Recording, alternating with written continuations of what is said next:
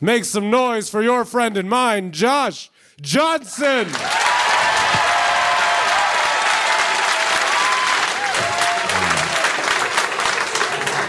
I don't know if y'all heard, by the way, but the Olympic Committee has decided to lift the intimacy ban in the Olympic Village, right? Yeah. Now, in case you didn't know, whenever people go to participate in the Olympics, right, especially for the Summer Olympics, they all stay in one big Olympic village together, and while they're there, they smash, all right? These are the best athletes in the world. In the peak of their physical prime, they're going to get it on, right? But Olympics is every 4 years, so 2024 Olympics means that last Olympics was that time we do not speak of, right? And in that time, they tried to have some semblance of the Olympics, and so they told the athletes, they were like, listen, something going around. The last thing we need is y'all making something new. So just come here, compete, go home, all right? But then you fast forward to present, 2024 Summer Olympics are in Paris, City of Love. Not only have they lifted the intimacy ban, they've committed to having 300,000 condoms in the Olympic Village. That's ambitious. 300,000 condoms. There's only 10,000 athletes. 300,000 condoms. Half the athletes are men. They expect 5,000 men to go through 300,000 condoms in the span of like 2 weeks. I am not an Olympic athlete. But on the night of my life, I went through 2. There is no way. That is too many condoms. That is too much pressure to put on these young men. It really is. They are already flying from around the world to win glory for their country. Now they gotta worry about putting a dent in their pile. That's not fair. It's too many condoms because you acting like all the athletes are gonna smash equally. They won't. Because you can be honest, when you think about the Summer Olympics, you think about the track stars, the swimmers, the gymnasts, the sexy athletes. Nobody's thinking about the equestrians. No one's like, he just ride that horse so good.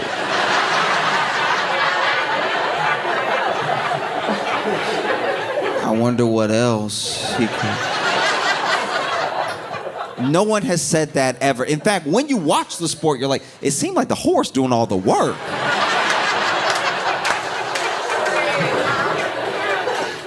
Oh. Like, it wouldn't be a problem if it was like maybe the Winter Olympics, you know? Winter Olympics could get through 300,000 easy, right? First of all, they need the warmth, right? Second, if there's any athlete from any sport that could get through 300,000 condoms in a couple weeks, it's the curlers. People love to act like the curlers don't get any. That entire sport is foreplay, top to bottom, all right? Every time they're playing, every time they send that rock down the ice, what do they do? Every single time, just, nice and gentle to get it started, you know what I mean? And then they send it down to that other guy on the other side of the ice with the broom, and he just...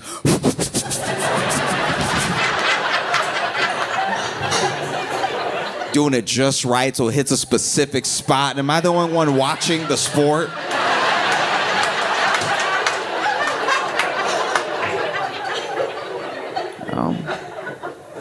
Because that's my big issue. I just feel like, how do I put this? Okay, I feel like when it comes to the summer sports versus the winter sports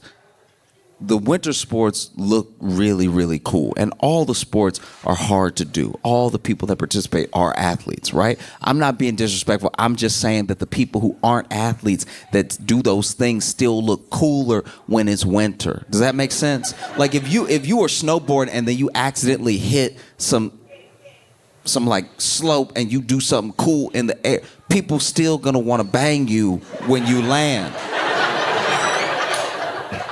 But if you playing table tennis, there's just a lot of the summer sports that are very virgin adjacent, is what I'm...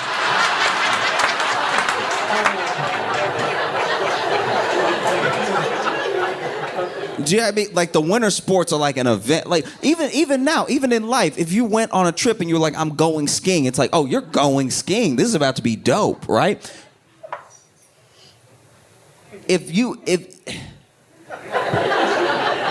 I'm not trying to be disrespectful. I do think that people who do like the shot put and stuff, those are very impressive athletes. But if you walked up to somebody in life and said, I throw,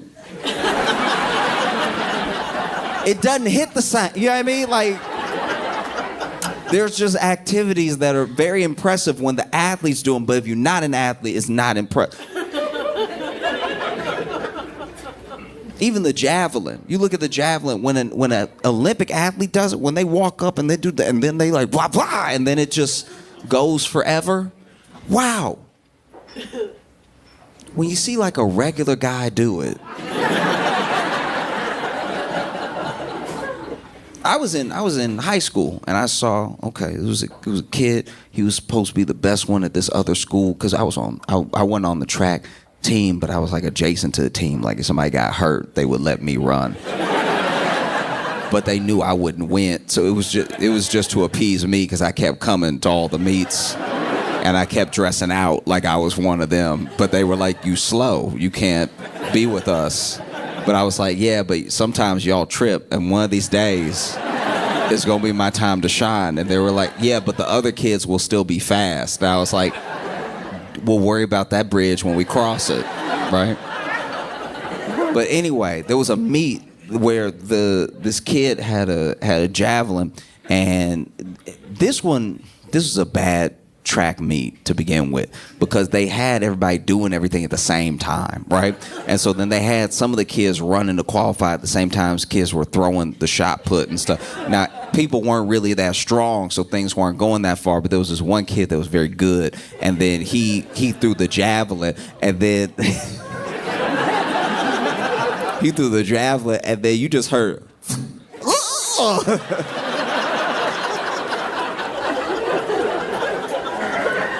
and there's no way to catch a javelin in your body that doesn't make it look like you shouldn't be dead. Like, because it hit this kid in the leg, like it hit just in the leg, right? Which is incredibly painful, but it's so much stick hanging out the leg, it's like, how did it not go through your leg? I don't think you dying right now. You should have, like if this was war, if this is the movie, you'd be, you know what I mean? You just over here, you know what I mean? I feel like what I'm saying is starting to make sense. I feel like you're getting it. It's that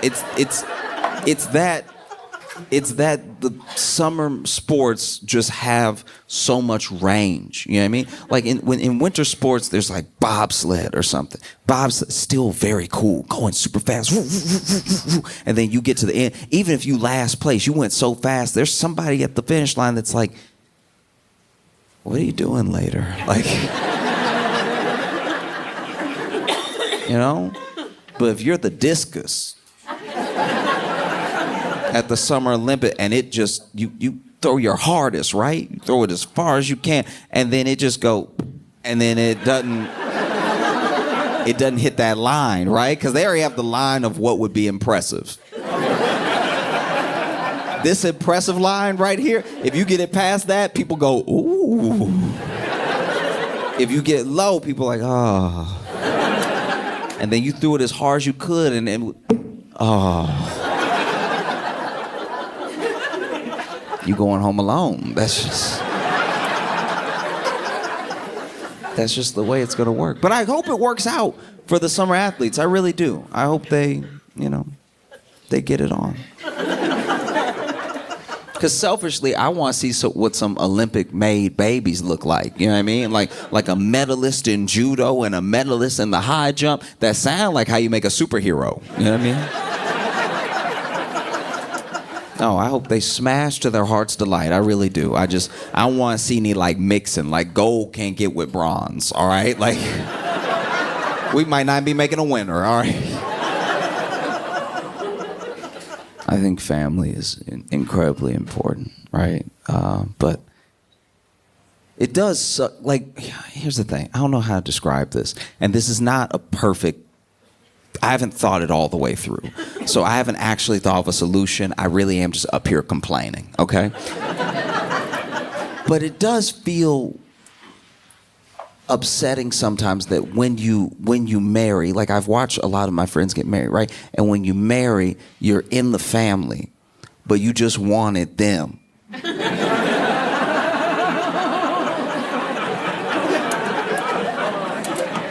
Do you know what I mean? Like you love them, and then a bunch of people you don't know are like, no, us too.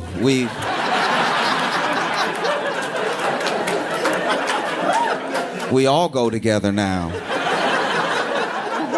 Inseparable. We're family. You know?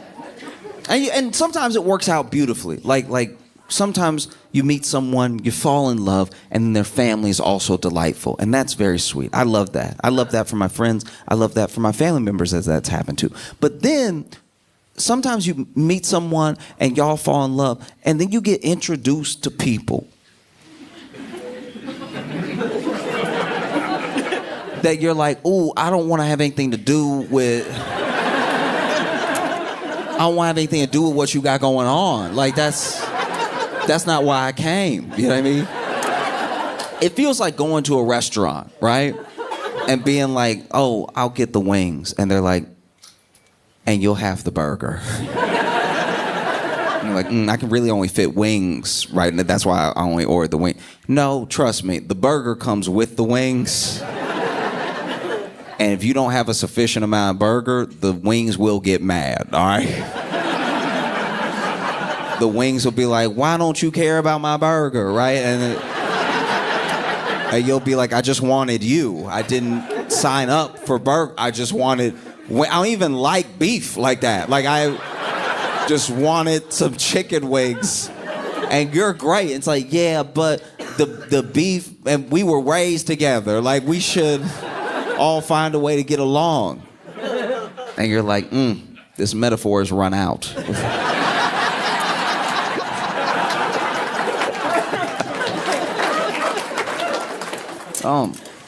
No, I just look, I've watched it happen, and it seems like a real bummer. It seems like, because, you know, that your friends will tell you about it. They'll tell you about what's going on, and it'll be some in-law and something, and they're not getting along. And I'm like, man, that's because you can't even really yell at them good because they're not actually your family. Do you know what I mean? Like, at a certain amount of yell, like if it's your brother, your sister, you can let somebody have it. Y'all grew up together, and even if you were in separate households or whatever, you can still that's your bloodline. You can be like, you're an idiot, right? When you put in law on the back end, it just takes all the juice out of... Like, some people still have a very good relationship, and I love that for them. But some people are like, my brother-in-law he's you just want to choke. It's not even just, it's, sometimes I dream about punch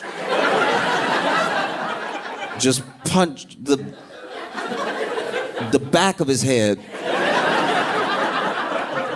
until I just pull back, the knuckles are just mush. I hate him so much, I don't even have words. And then you have to be like, but that's your brother, but not, right?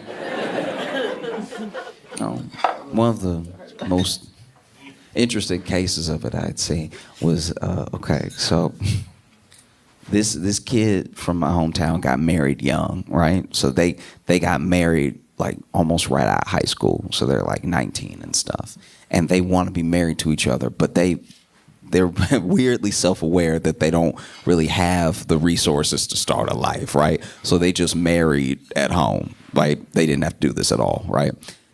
But they spend a lot of time at her grandma's house. Now, they're married, right? But then the grandma got remarried because the granddad had been gone for a while, and the grandma could still get it, right? So she So she was out getting it, right? And so, you know, she was out playing the field and everything, and then she found somebody to settle down with, settle concrete with, right? Because this is the last one, right? And it's like, and so she found somebody, and then, you know, that guy is now hanging out around the grandma. Now, his wife loves her grandma, loves hanging out with her and everything, so they're over at the house a lot. But he has a very weird situation because he has an in-law now, right? The grandma is his in-law, but she just got married again. So now this guy is like a step granddaddy. And if you think things can be fraught with a stepfather, a step granddaddy cares so little about you.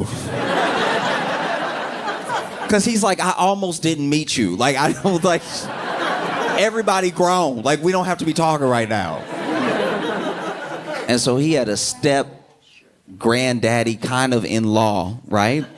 I've lost how this works. But all I know is he didn't have a in-law granddaddy, but then that stepped in, so now he's the step granddaddy, and that guy's name is Earl, and Earl is a dick, right?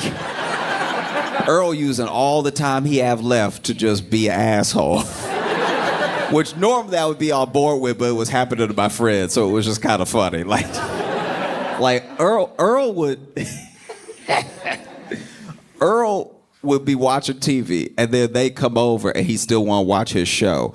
And then he would say, because the grandma was never watching TV, she was always cooking or doing something, right? So it would just be him and Earl sometimes in the room while she was chilling with her grandma. And he'd be like, hey, can we watch like anything else? Because Earl would love to watch like Star Trek, stuff like that. And he's like, can we just watch the news, anything that's happening, right? Besides this.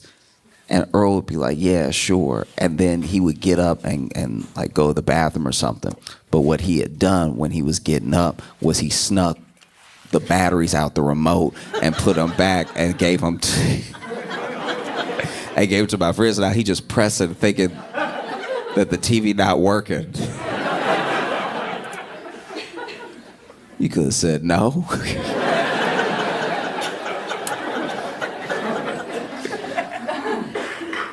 Yeah. There's at a certain point you're like, man, why are you here? Why am I here? Why are we doing this? And Earl had he had this raspy voice. I say he's still alive. He had this super raspy voice where he'd be like,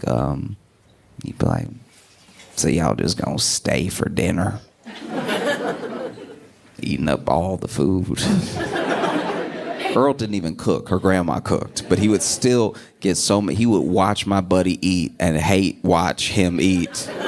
He got the same food on his plate, by the way. This is how you know Earl a true hater from the core. Because he eating the same... It's not like my friend has something delicious he can't have. He just hates that this dude also has cornbread. So he's like...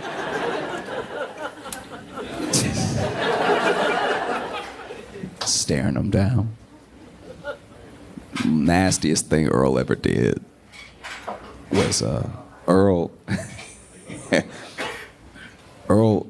was like in a chair for a little while, right? And he had like twisted his ankle, and so he was in like a little wheelchair, right? And he wasn't leaving the house much. But one time it was him and my buddy in the room. And without saying a word, they just watching Star Trek. He given up on trying to switch shows and stuff like that. He's like, when I'm with Earl, I'm just gonna watch Star Trek and that's it, right? Earl leans until he tips out of his wheelchair and he laying on the ground. And when everybody come in, he pointed to my buddy and was like, why would you push me like that?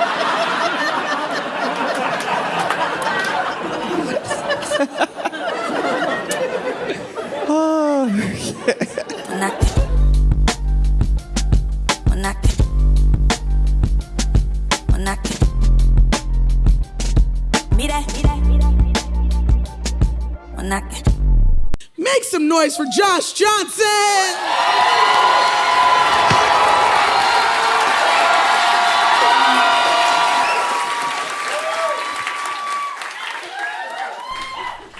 what a week. You know, like I don't want to jinx it, but I'm feeling pretty good. I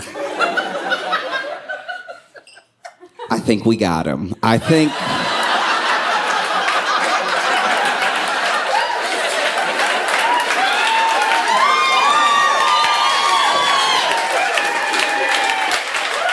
In case you didn't know, Diddy.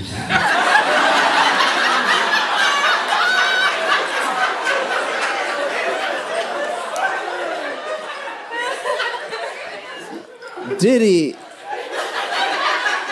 has been arrested and charged with just almost everything.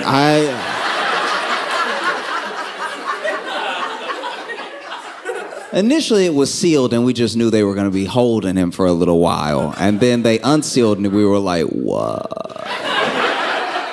Because Diddy is very important for people to understand. Diddy is, when I say a monster, it's just because I don't want to swear. Diddy isn't the monster the way that, like, a person in your life that you know is evil is a monster. Diddy is a monster in the way that I'm pretty sure even the devil is like, ooh. Ooh, somebody coming for my job. And I know that, you know, you're supposed to say allegedly. But he did all of it. He did everything. He did everything that I believe that Diddy did whatever they say he did. And that doesn't just apply to like the cases he has now. I believe Diddy did stuff he hadn't been accused of yet. I believe Diddy caused inflation.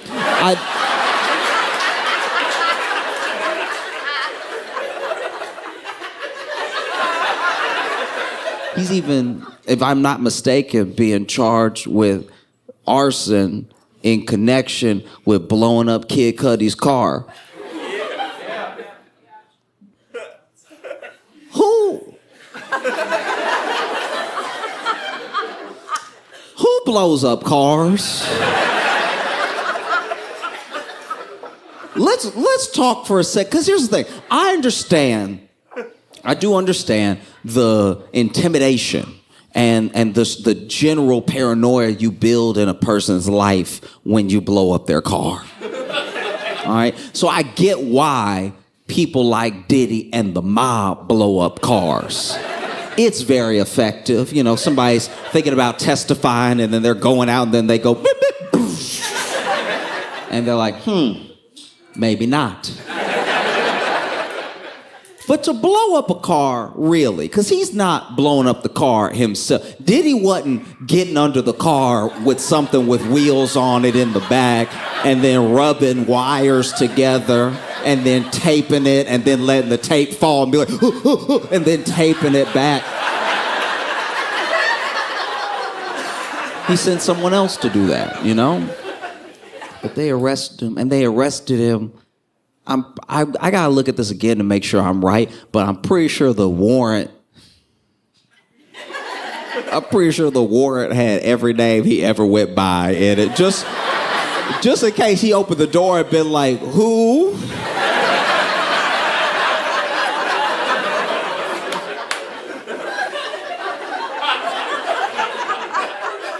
No, I don't know a Puff Daddy.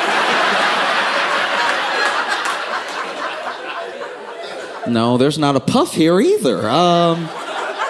Would you be looking for just a general Diddy? Because he's not in. I go by Brother Love.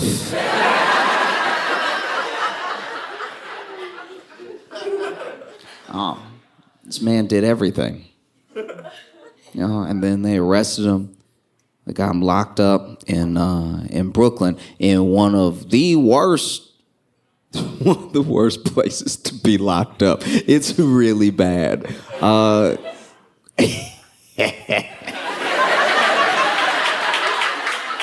Here's how bad it is. It's so bad that prison alone has had several murders, several And it is so bad condition-wise that 2 federal judges have already said that they will not send anyone else there. That's where they sent him. And this dude...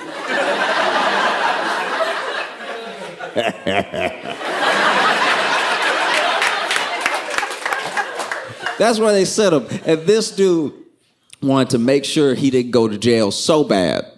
So bad. Properly. Like he put it all up. This dude was willing to pay a $50 million bond. Do you know how much you did it? To put up $50 million. $50 million is the type of money where you're like, I can't, first of all, most people don't make $50 million in their entire life, right? So for you to put up that money, just not be in jail yet, you know jail is coming. $50 million. Do you know what you could do with $50 million? You could fix a small country with $50 million US dollars. $50 million, and he was like, and I'll use my home and my jets as the bond. Like, this dude was putting up proper collateral of things he has. Mansion, jet, all of it. And the state said, nah.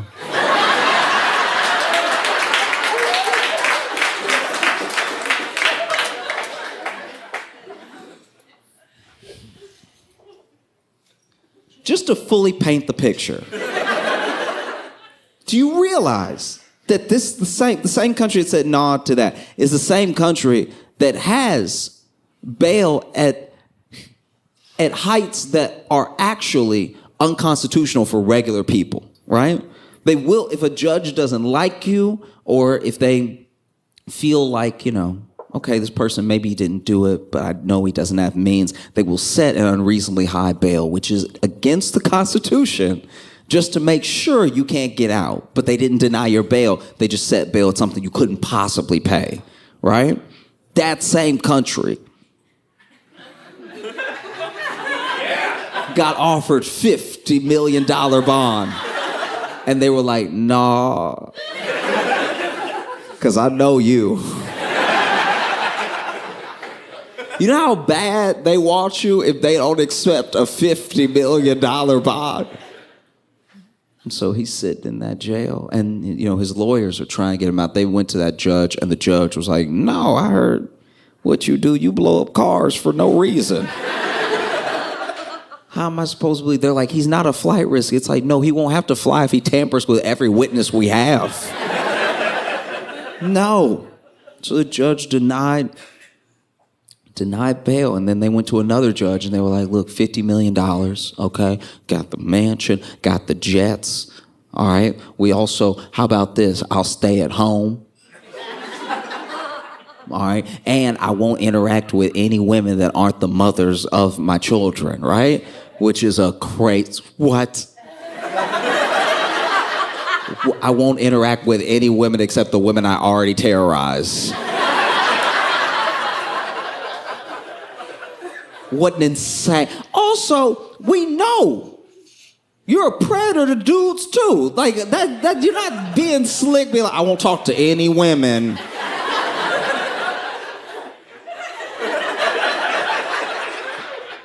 No. This dude is the devil. So they denied it again. And his lawyers were pleading. They were like, please, listen, the prison that he is in it's horrible. It's absolutely disgusting. It's terrible conditions. It's traumatizing. It's in his mental health. You can't be at a place like this, And then the more they described it, the more I was listening. I was like, that just sounds like Diddy's house for everybody else. They raided his house, found all manner of stuff. They found 1,000 bottles of baby oil.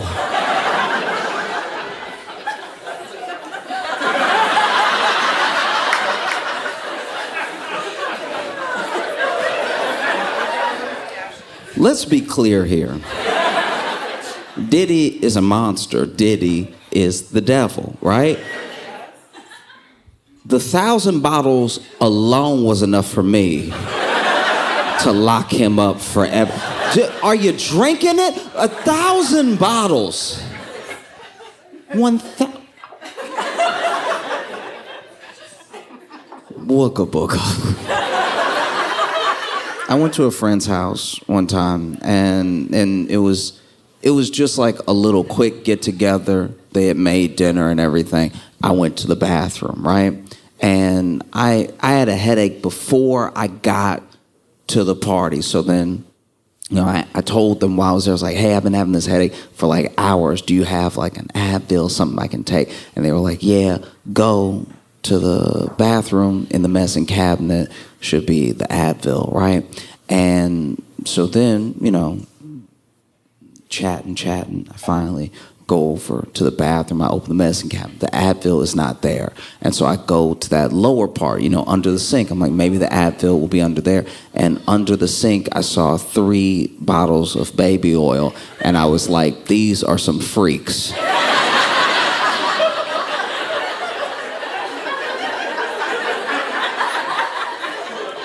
They do not have a child.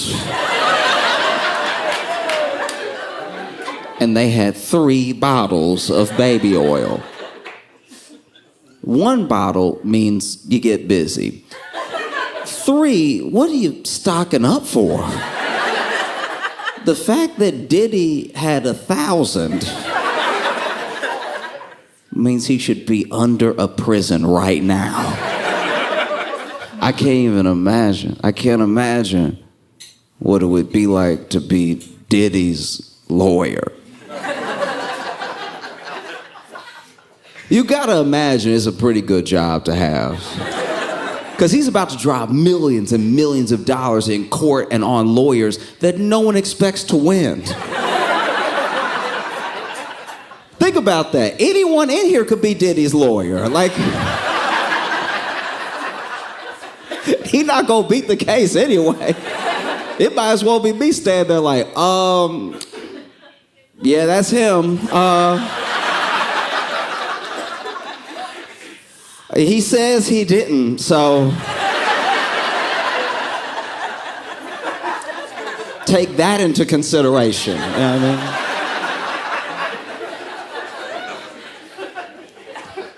Just filing motions. I don't even know what I'm talking about. Yeah.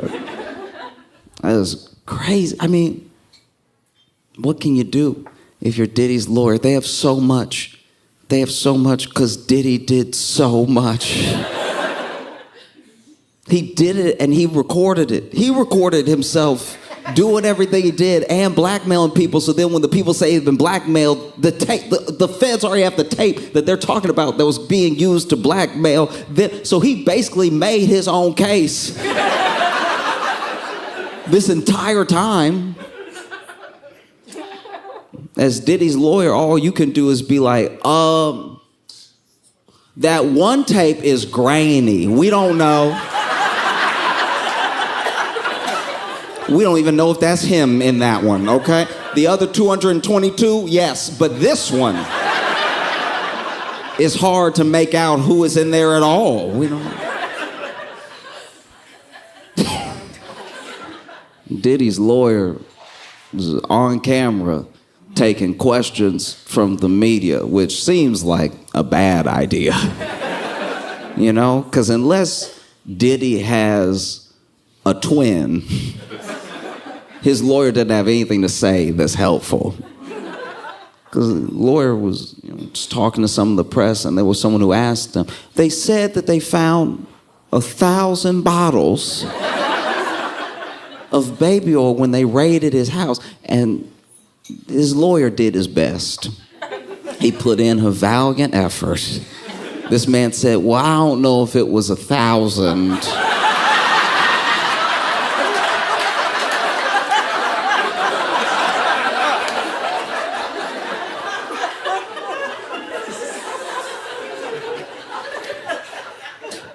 It was a lot. That's your lawyer. It was a lot. But you know,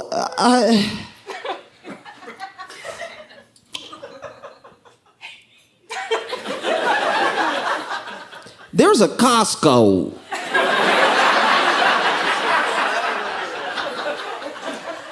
just down the street from his house, and as you know, Americans love to buy in bulk.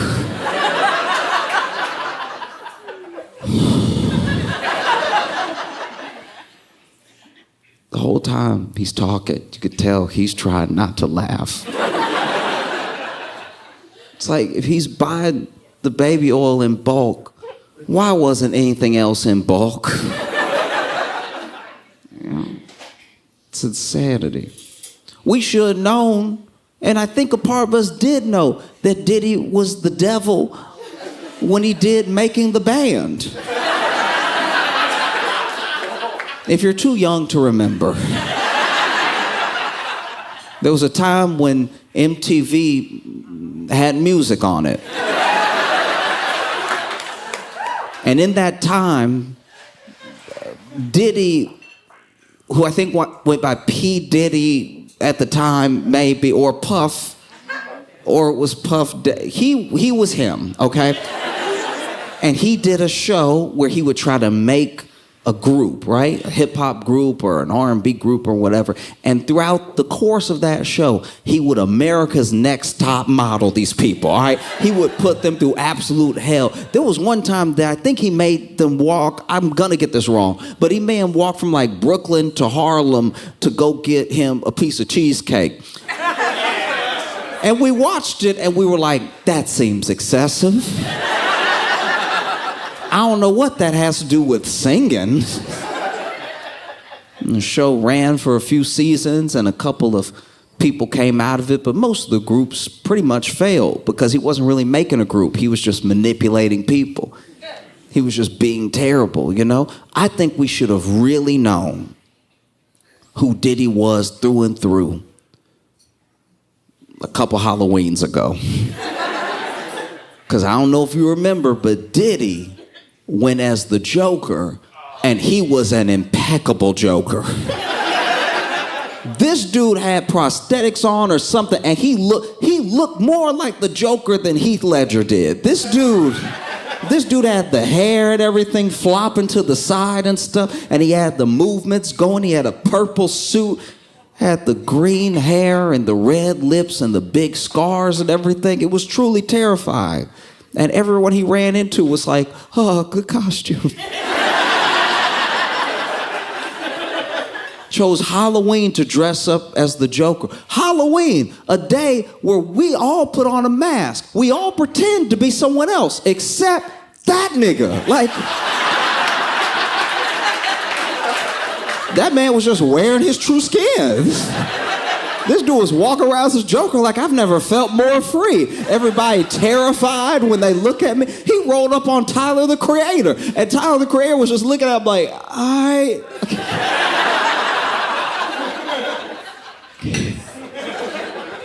He got into it that night with an actor on the show Power. I believe his name is Michael J. Ferguson. And I don't know what started the altercation, but all I know is people started filming it, right? And it was Michael J. hands low and everything. He had big muscles, he a big dude and everything. And he's cursing Diddy out. Right now, he just thinks he's cursing this weird Joker out, I think. You know what I mean? Because he's just going at him, what? What you gonna do? Nothing, you know? And then Diddy, for his part, you see the turn. You got to see every little piece of Diddy in that moment. Because at first it starts out, and I really don't even know who was in the wrong, but Diddy just seemed a bit offended. He was like, what did I do to you? I'm just out here trying to have fun and everything. And then you see a turn, and then he's like, well, then let's go. Why would you? And then the threats come and everything, and then someone else goes, yo, Mike, that's Diddy. And he doesn't seem to care. He just keeps jawing at him. And then Diddy, for some reason, decides to like let it go, right? Even gives him a hug. And he was like, oh, it's all good, man. But how about you come to the after party and check the vibration? I was like, man, this is the devil. Where is Batman when you need him? There's two types of blackmail that Diddy engaged in, right? One was the blackmail that was coercion, right? It was basically, he would have these freak-offs. That's the name of it. I didn't come up with that just now. Don't look at me like I'm sick. I saw your faces. I said it because it's the official term. It's in a government document now. It's not just street slang. It's not Twitter talk. They said, the Attorney General said freak-off when he was addressing the nation. So I'm saying freak-off. Well, he would have these freak-offs, right? And, you know, he would be recording while it was happening. And one of the things that he would do is that if somebody was an unwilling participant and they ever turned on him or told him that they were going to go to the police or they just weren't going to do what he said, he would tell them he had a tape of them and they wouldn't want to get that tape out, right? So he would blackmail them that way. But the other way he would blackmail people is he would have these wild parties and he would be taping everybody. So if you just show up and you do something you're not supposed to be doing, maybe you cheat on your spouse, maybe you do. He's got blackmail on everybody, top to bottom. Two types of blackmail. It's absolutely crazy. So many people want this dude dead. They put him on, they put Diddy on watch, make sure he doesn't hurt himself, because it would make a lot of sense. If there was ever a time to do it, it'd be now, Diddy. And so they put him on watch and everything, and that's gotta be wild to be like a powerful person, one of Diddy's friends, you know, knowing you were at some of these freak-offs, knowing that he has dirt on you. He might tell on you, and you just sitting there at home just praying. You know, I don't know who wants him dead more, his victims or his friends. That dude is such a monster, and now every clip of him being weird ever has resurfaced. And it turns out he was being weird the whole time. This dude went on Conan and basically just started giving a blueprint for how to get people at your party to take their clothes off. This dude was on Conan O'Brien. Conan was sitting there being like, this sounds bad. And by the way, this is old, this isn't recent. This is like what looks like early Conan. So it's still a little grainy, even though I was watching it on Twitter. And he's over here and he was skinnier and he had his shades on inside at night and everything. All the stuff we used to let him get away with. And he was like, oh yeah, you know, you want to make sure that you don't have the air conditioning on, you know, and you got to really have a lot of alcohol for people and a little bit of water, but mostly alcohol. And Conan was like, oh.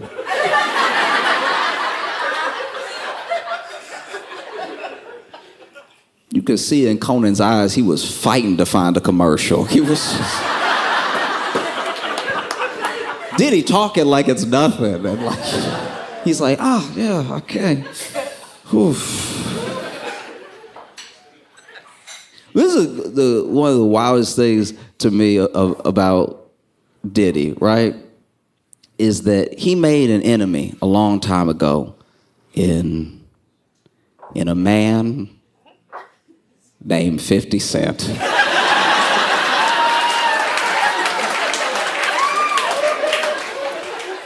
50 Cent hates Diddy so much. Okay. You ever been in a situation where, let's say there's somebody that you work with, right? And we're both just regular people, but y'all work together and you don't know what it is, but you hate them. And it's not even because they're bad at their job. They're not even being particularly annoying on purpose, but you can't stand. Every time they pass by, you want to grit your teeth. You hate them. You don't even know why. You don't know where it came from. You just hate them so much. Maybe they have a little quirk, or maybe they chew real loud. Maybe they chew so loud you can tell what they're eating. You know, just something real gross. Maybe they swallow weird and you can hear their esophagus and stuff. And y'all take your lunch at the same time, so you sitting in there while they eating, enjoying it, yumming it up. You put your AirPods in, you can't drown it out. You still hear and then every swallow just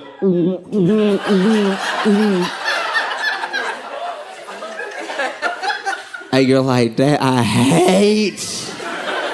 Ooh. And then things keep happening because y'all work together.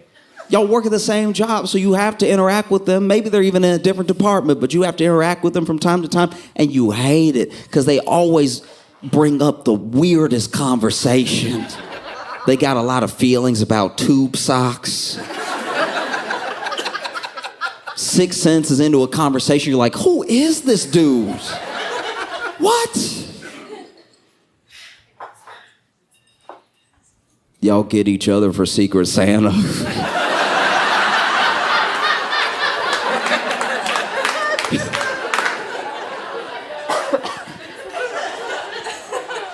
You're like, I don't even know what they're gonna get me, but I know it's gonna be weird. Can't stand them. And then one day you're at work and you're at your wit's end, you know, because you hate them so much that you've actually been watching them. Watching them, waiting for them to do something fireable. You know? You even buddy up to HR just so that whenever you bring your case to HR, they'll be like, hey, yeah, buddy, I got you. I've been worried about him too, you know? Going to work, you can't stand this dude. You hate him so much. Sometimes you just look at the back of his head and you don't even know it's you doing it, but all of a sudden you standing behind him and your fist is right there. You hate this dude, and then one day you're at work, regular day. You at work, he's at work, and out of nowhere, you couldn't have imagined it. Truly out of nowhere, Homeland Security comes.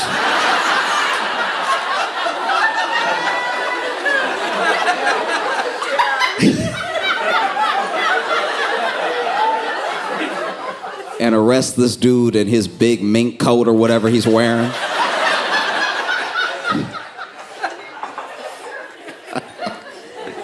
No, I don't think anybody felt, more vindicated that was on the outer edges of Diddy's sphere than 50 Cent. 50 Cent had hated that dude for years. And look, 50 Cent isn't the one. Don't mess with 50 Cent because not only is he funny, which is already dangerous, he's so funny that you can tell he a natural bully. You ever been bullied by somebody and then went and tell people what they did and the people you told were like, that is funny though, like that's...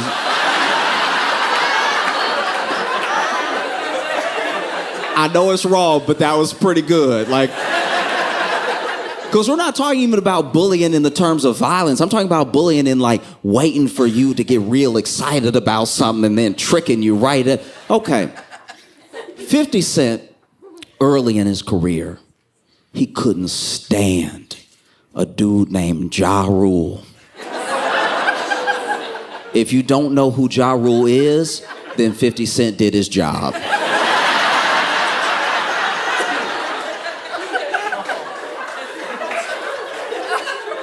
50 Cent hated Ja Rule and hated him in a way that I was like, something deeper is going on here. Because you don't just hate a coworker this bad off of nothing. But he couldn't stand him. He felt like he was fake. There was even a series on BET called Beef. Beef was amazing because Beef would make these mini documentaries about different beefs that were happening in all of hip-hop, throughout history and currently. And at the time, one of the current ones was 50 Cent and Ja Rule. And they had interviewed both of them because what they would do with the show that was brilliant was that they wouldn't just like give you this like faceless voiceover David Attenborough documentary style. Like, they really got interviews from everybody, you know? And so then they interviewed Ja Rule. One point, he was on the couch with some of his buddies, and they asked him about 50 Cent, and he was just, who? Who? Who? And they interviewed 50 Cent, and 50 Cent was ready. I don't know where 50 Cent was, but I think he made the smart decision to go ahead and be on a balcony or somewhere outside in case he got loud. And he just went in on Ja Rule like they had been longtime enemies. These are two dudes who I'm pretty sure don't know each other at all. But 50 Cent, at one point, he even said, this dude, I'll never forget this. This is when I fully understood like hate on a petty level in my life for the first time. Because I was a teenager watching Beef on BET. And he was on the balcony, so the balcony railing's about here. And 50 Cent just, they did a perfect job with the editing, by the way. They keep cutting back and forth. So every time they give a detail about Ja Rule, 50 Cent said something treacherous, right? It was really great, you know, because then Ja Rule would say something along the lines of like, I'm a star, I don't need to worry about up-and-comers hating on me, blah, blah, blah. And then it would cut to 50 Cent. 50 Cent would be like, yeah, go hang out with the pop stars and Christina Aguilera, whoever you want, if they'll accept you. But dog, you fake, you're fake, you're fake. Like, it was like he was getting angrier and angrier throughout the interview. And I remember the interview because the last time they cut to him, I've never seen anything like it. They cut to this dude one last time, and he just went, psh.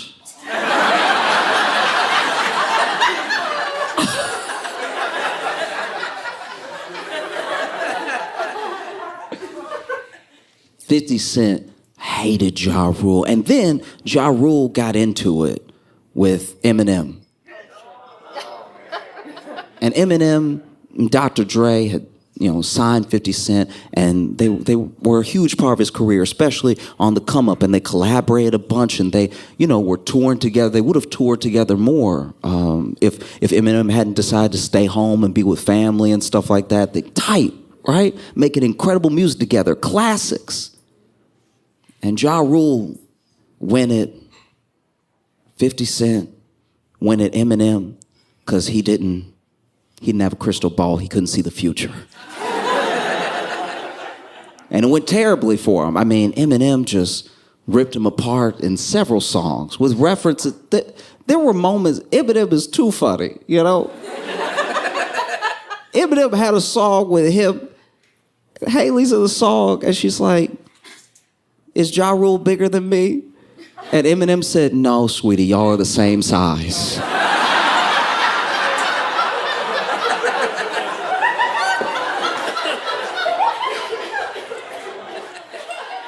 And Eminem, for his part, was very much above board. I don't really have a problem with you. I was even almost about to squash it. And then you mentioned my daughter's name. My daughter's a kid, man. And so he just went at him, right? And destroyed him thoroughly.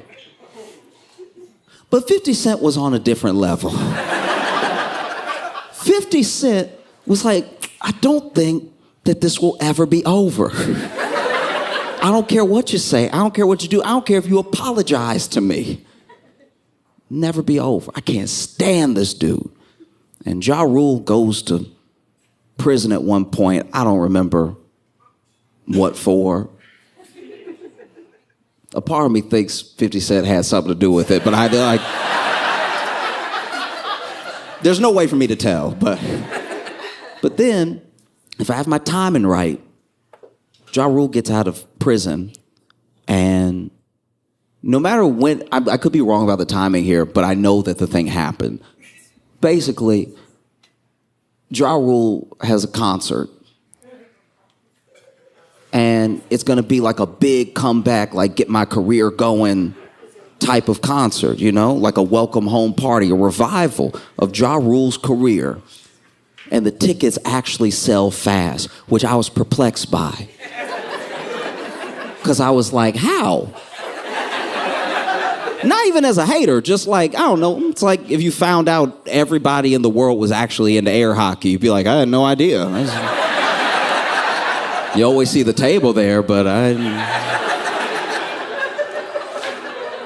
So the tickets were selling fast, and nobody was probably more excited than Ja Rule. And then the day comes for the concert, and Ja Rule goes out, and it turns out that 50 Cent had bought most of the seats.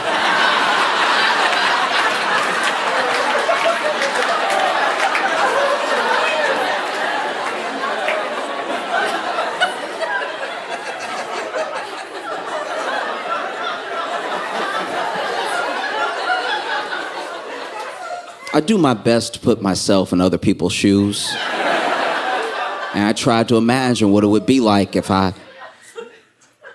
came out here and y'all weren't here.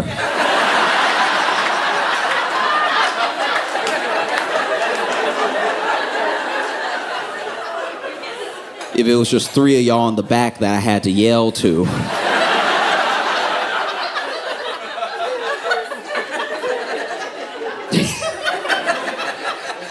Imagine that, trying to still do the show. Yeah, it's crazy out here. But I said all that to say that 50 Cent and everything that happened is to show you that that's the dude that hated Diddy.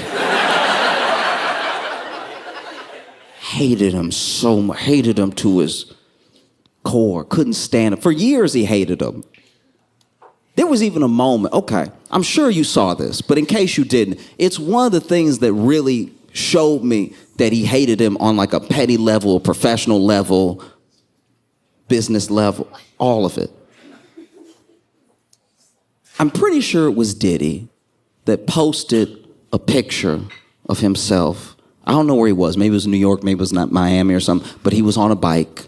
And he was just riding his bike, and then 50 Cent commented, he's smiling because there's no seat on that bike.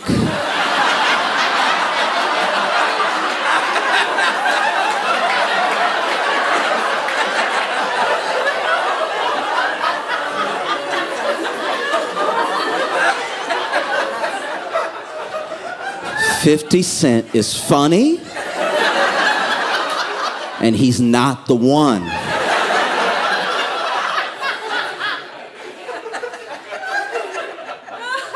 If 50 Cent came at me, I'd be like, should I just shoot myself in the leg or what? I don't want any problems. I'm very sorry for whatever I did.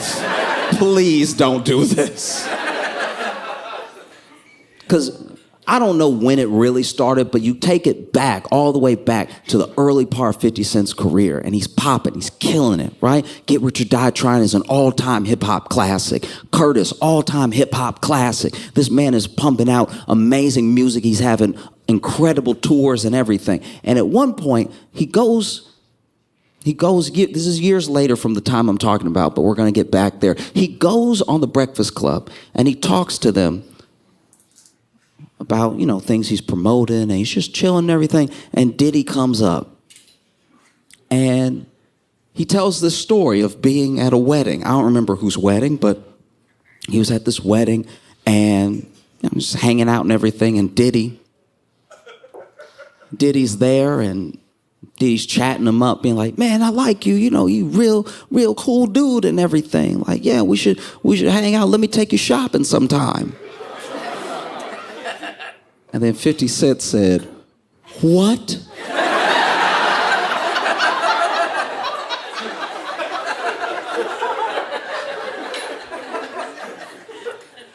And Diddy doesn't say anything wrong, so he repeats it. He's like, "No, let me take you shopping sometime." And he was like, "Man, get away from me." Because Diddy is so hated by 50 Cent that apparently a decade ago, 50 Cent just started gathering information on Diddy. As much as he could find. And he started working on a documentary series on how bad Diddy is. A documentary, he did interviews, he hates this man so much. I've heard of gossip. I've never heard of like, no, okay, we're gonna have the whole crew there by 3, all right? And we'll have a place for you to sit, we'll have some snacks and everything. We'll just chop it up, we'll just chat. Tell me everything that he did, that bastard, right? A documentary series that he's already potentially sold to Netflix. He hates this. I've never hated. So I not only do my best to not be a hateful person, I really try to let things go and not hate anybody. So I don't even know what it's like to hate someone. So I've never hated someone. So imagine hating someone so much you're willing to edit.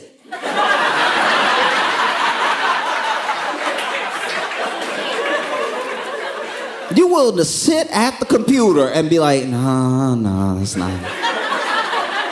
Let's see if we can make this B-roll work. This dude hates him so much that there's actually things on the cutting room floor that didn't make it in. Imagine you hate somebody so much you don't even have time for how much you hate them in the thing you made about hating them. And the craziest thing about it is that apparently, I don't know if this is true, but this is what I've been hearing. I looked it up from several outlets, and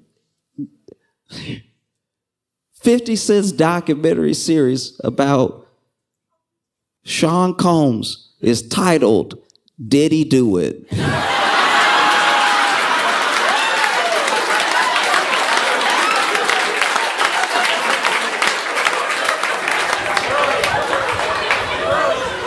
This is the worst enemy to have.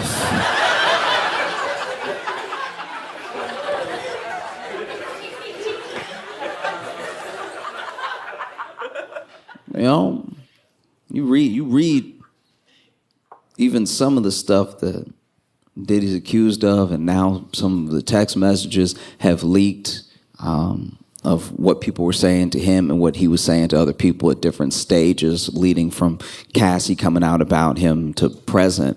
And yeah, this dude is the devil, you know? But it's also, you're gonna need to be patient with me because I'm gonna try to say it right and I'm probably gonna fail, but just hear me out. You can tell that these people texting Diddy, the things that we've seen so far, because the trial hadn't even started yet. So the things haven't even come out that are the things that people are worried about. Because trust me when I tell you, Diddy, the Black Epstein,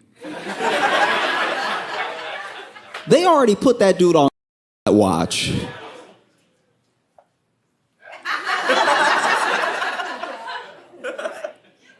But you can tell that he was a terror to so many people for so long, you know? And it's indicative of how we don't believe and protect each other. You know, it's really important that we do. Someone like Diddy is a prime example. When someone comes to you and they tell you that something happened, not only do you need to hear them out, you need to listen to what they're saying, but you also need to, with them, try to find a place where they feel comfortable to tell you more. You know, and what can be done about what they're telling you? Because sometimes people tell you something, they don't know what else to do, so they tell you, and they're like, "Don't tell anybody, don't do anything," right? And I'm not saying you should disrespect a person's wishes. I'm just saying that on top of that, you really have to talk it out with them and be like, "Are you sure you don't want me to do anything? You don't think that there's any recourse? You don't think? Let me bring you options. Let me try to help you through this thing, right?" Because we don't do a good job of believing women, but I'm telling you this, and I know it's not gonna sound right when it first hits your ears, but please hear me out. We also need to do a much better job of believing men. Because it is not easy at all. It's one of the scariest things that a person can do to come forward as a survivor of anything that's happened to him. And when a woman comes forward and people do the thing, we already know what they're going to do. There's almost a playbook online of how they're going to treat her, what people are going to say, what's going to happen if it goes to trial, why now, they just want money, all the things. They never fail, right? But when a dude comes forward, you got to remember, this dude was probably willing to take that to the grave. And then something happened where he was like, no, I got to say something, right?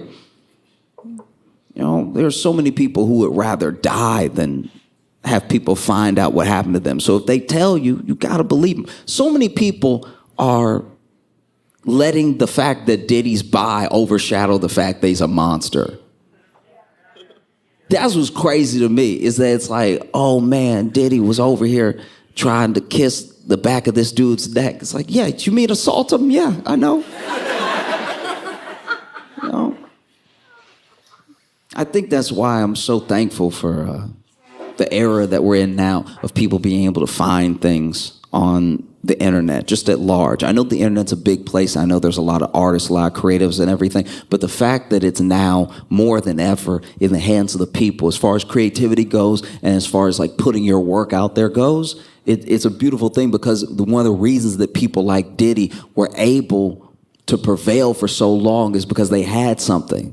They had something that they could hold over people. They had power, they had money, they had your access to getting your work out there. And so people, let people like Diddy manipulate and put them in situations they would never be in otherwise, right?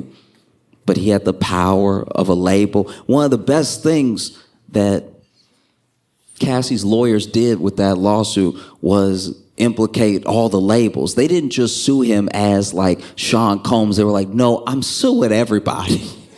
I'm suing the whole thing, because the whole thing's connected, because you use the thing to manipulate. But you don't just walk into a room and be like, I'm Sean Combs, everyone get naked. That's not what's happening. You use the label, you use the fact that you can shelve people, you use the fact that maybe their projects will never come out, you use the fact that they're waiting on the money that they need to fund their project. You use all of these things and you say things without saying them, and before you know it, you have people in a horrible situation, And one of the main things that I can't stop thinking about is how Diddy was able to get away with being Diddy for so long. Because there's so many times, there's so many little points in time where so many people's lives would have been different if Diddy had just gone to jail when he was supposed to go to jail, the other times he was supposed to go to jail. Like if you think back, way back, Diddy used to date J-Lo. And when Diddy and J-Lo were dating, they were like a hot couple, and they were always in the tabloids and stuff, and everybody was following them around. I remember, I can't remember if it was the VMAs or the BET Awards, but she went to some award show with a dress that had everybody like, God, that's J-Lo, that's crazy. Oh, and she became this it girl and everything, and she was dating Diddy at the time, and they went to a nightclub together. And when they went to this nightclub, I don't really know the circumstance of the fight starting, but somebody got in a fight with Diddy, right? And it's hard to tell when you in a fight at a nightclub. I've been to nightclubs before. I know it don't seem like it, but I've been to nightclubs before, and I've almost had some altercations at nightclubs, not even because I meant to. I was just in there, just walking, having a good time, and then maybe somebody's yelling at you, maybe they're trying to get your attention, maybe they're trying to fight you. It's hard to tell all that stuff from regular dancing at a nightclub. Because when you see people dance at a nightclub, depending on who it is, they look like they're in their own fight. They look like they're in a battle with the rhythm. They look like they're taking swings at the melody. So it's hard to know that they want to fight you. And then people yell at a nightclub, but yelling is how you talk. It's so loud in here. Like I was in a nightclub one time, I was walking and I must have like stepped on this guy's shoe or something. I didn't mean to. And he was like, hey, like yelling at me, trying to get my attention. And I just turned around and I was like, hi. And that's...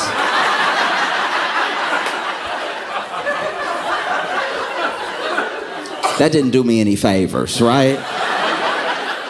Because I really didn't hear him, but leaning over and being like, ha, that's just offering up my face for the punching. And so Diddy got into some altercation with some dude, and no one knows everything that was said, but it was a lot of back and forth, a lot of like, well, I make money too and everything. And then apparently he grabbed some money and he threw it in Diddy's face, right? But This is the way I'd like to imagine it, because apparently it flew up in the air, and I think the only way that could happen is if he had the money, balled up in that roll of money, right? And that roll of money that you just keep together with a thin rubber band, right? So that way when it hits something, the whole thing explodes. And he's like, I make money too, and he threw it and it hit Diddy on the head and just pow. Then it started to rain, right? And so then, gets in this altercation, and then Diddy allegedly pulls a gun out, right? Starts firing off at this dude, okay? And whole gunfight ensued and everything. And that was one of the wildest nights because, Diddy and J-Lo were not quite I wouldn't say clean cut, because they were still partying, hip hop, everything, but they were this it couple. And now this horrible thing had happened and they were at the center of it, right? And there was even a whole trial, and at the trial, J-Lo testified that she only saw Shine pull out a gun. Now, Shine, if you don't remember, was a rapper who was popping at the time. And he went to jail by himself for 10 years. Diddy didn't go to jail. And there was even a woman named Natanya Rubin. And Natanya Rubin has said many times, she never stopped saying it, that she saw Diddy pull his gun. And she knows that Diddy pulled his gun because Diddy shot her in the face. And she survived and everything, but she didn't get any media attention or anything. And then, publications just ran with the fact that J-Lo said Shine did it, and that was enough. Shine was guilty. He was off to jail. But even to this day, Natanya Rubin is like, you need to reopen the case. I'm right here. And she had her surgery and everything. And I mean, to a certain degree, I watched her. She did an interview recently, and you can't really tell, but she says she lives with that pain because there are fragments that they couldn't get out, right? And she's like, he needs to reopen the case. I want justice, And the journalist asked her, would you be willing to give one of the fragments and do the forensic test and everything, because they didn't do one apparently. And she said, yeah, of course. I got 9 fragments. I can spare one. The thing that did Diddy in, really, truly, from his own nature, from his own core, were money, power, and fame, right? And money, power, and fame is a dangerous combination. Messes up a lot of people. Money, because, guys, money. This is what trajectory of money does in the mind. When you have no money and you just imagine having some money, that's even enough money. When you have no money and you're like, man, it'd be nice to eat. That's the money for the meal in front of you is all you need in your mind. It's why people who are desperate, truly desperate, walk up to you and they don't ask for everything that they need. They ask for what they need to get by. They ask for change. They ask for the next thing that they need, because money changes perspective. As the more of it that you get, the more you become not necessarily an insane person, but your ideas, your wants and needs, they start to shift. And they usually, at a certain amount of money, leave Earth. Why do you think all the billionaires are trying to go to space? They're like, I did it all. I did everything here. What's up there? Can I own that? That'd be nice. Money messes with your mind. And then sometimes you think, man, if I had enough money for this thing, I'd be so good. I'd be so benevolent. And maybe you would. But maybe you wouldn't. Maybe having that money and getting attached to it would attach you to it so tight that now I don't really want to have less than this. I don't know anyone working in America that's willing to get paid less. We all have, and some of it's just human nature. We all have a little upward mobility, thinking about what's next, thinking about how we can build up. I'm not saying that's wrong at all. I'm saying at a certain amount of money, you just lose your mind. And then power. Money and power, they get people to do some of the same things. Money, I'll give you an example. I was in Vietnam a little while ago, right? And the Vietnamese dong, which is their currency, right? One of our dollars is about, at least at the going rate right now, currency exchange-wise, is about 24,200 dong. So if you go there with your yearly salary, you are a billionaire in dong. And we look at our billionaires a certain type of way. We look at them as like, why is this piece of shit hoarding all this wealth? Is he out of his mind? Does he not know how many people he could help? This is crazy. It's billions and billions of dollars. And then you talk to a billionaire and they're like, oh yeah, well, I had this idea of how we could like get to space and stuff. So I'll just do that. It's like, we're dying. Why would you? No one cares about space. Why are you hoarding all of it? And then you hear, even in like a billionaire's, I listen to the audiobook because I don't like to read about... I want to know a billionaire's life, but to read it and learn it all slow feels upsetting. I'm just like, let me just let someone tell me so I can feel like I'm talking to a friend, like, what? You know what I mean? Like, that's a little bit smoother of a process. But you talk about, you know, like a billionaire, and the way that they think about us is insane. There are even billionaires that they've said it. Different billionaires are different levels of like loose-lipped. And there are billionaires that have properly said to a camera that they knew was recording. If people knew how good my life was, they would bring back the guillotine. That's what he said. And then you hear other billionaires tell it, and they're like, well, you know, if people are too dumb or too lazy or too scared to take the chances to make money, that's on them. The way that they think about us is insane. But then you see an American, a Brit, maybe somebody from Australia, go to Vietnam and be a billionaire, and it is harrowing how many people turn into our billionaires there. I watched it. I was in a market, right? And there was this British lady that was trying to haggle with this woman who had made this like homemade, like knitted little bag, right?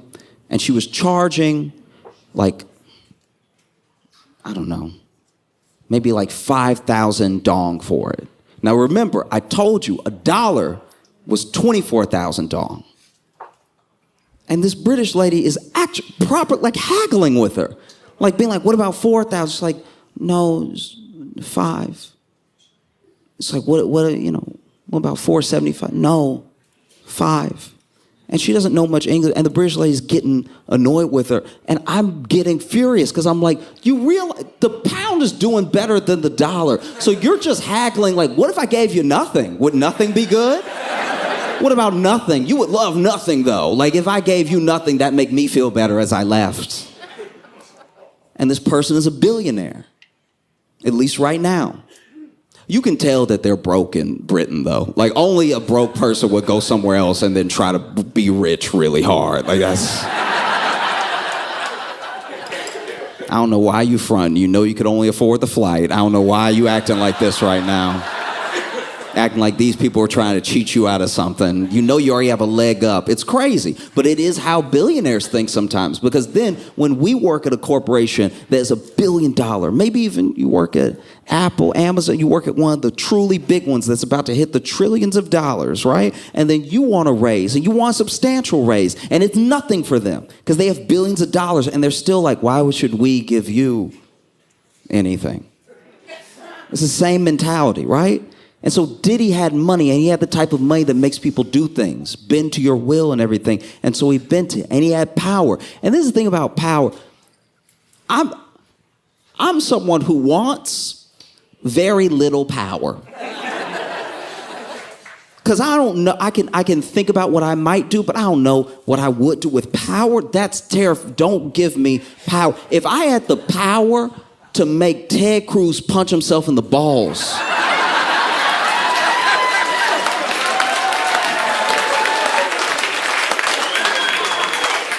Whether it was like X-Men mind control or if I just had enough money that he would do it. Like, if I could make Ted Cruz punch himself in the balls non-stop, his balls would never rest. I would go overboard with my power. And Diddy had lots of power. He had power, he had influence, and used all of it to garner more and to truly hurt people. He didn't care who he hurt. You can see it when you read the indictment. And he did it for long as well, you know? And then fame is the last thing. Fame, you can't actually control, especially now. There are people that want to be very famous, and they might get there. And then there are people who don't mean to be famous at all. But then someone's just recording, and then a TikTok is made. Like, there are people who become famous overnight, and all they did was trip. That's too random.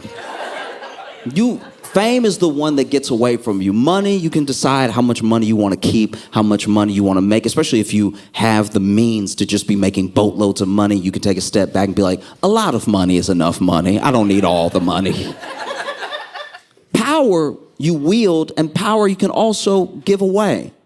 You can tell someone, I want to bring you in. I want to make you powerful as well, right? Fame, not really. There are plenty of people that the industry has tried to make famous, and we were like, nah.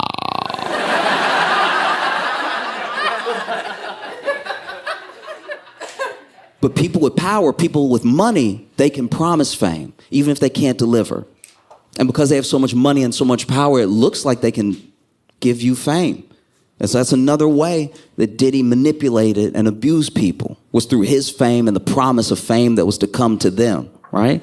And money, power, and fame is actually what screwed Diddy. Not just his own. The fact that he finally met up with the U.S. government. No government is more powerful with more money or more famous. And when you put the two up against each other, his is,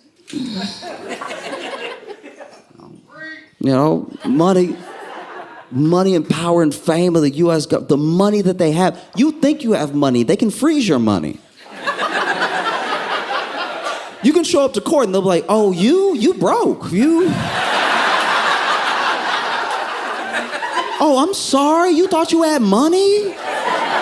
Oh, I feel terrible for you. It must suck to be broke.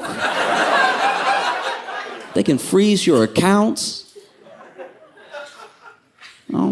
Power? You want to talk about federal power? Look at the conviction rate of federal prosecutors. It's in the 90s for a reason. People either plead out or they're like, no, I'm going to be vindicated in court. And the U.S. government is like, I bet you won't.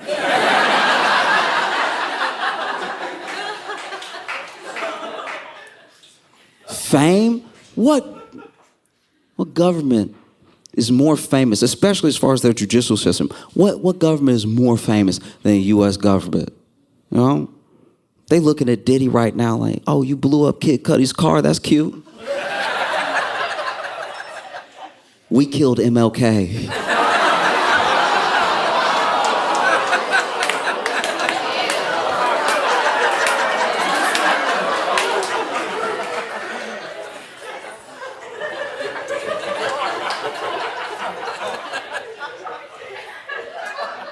And Malcolm X.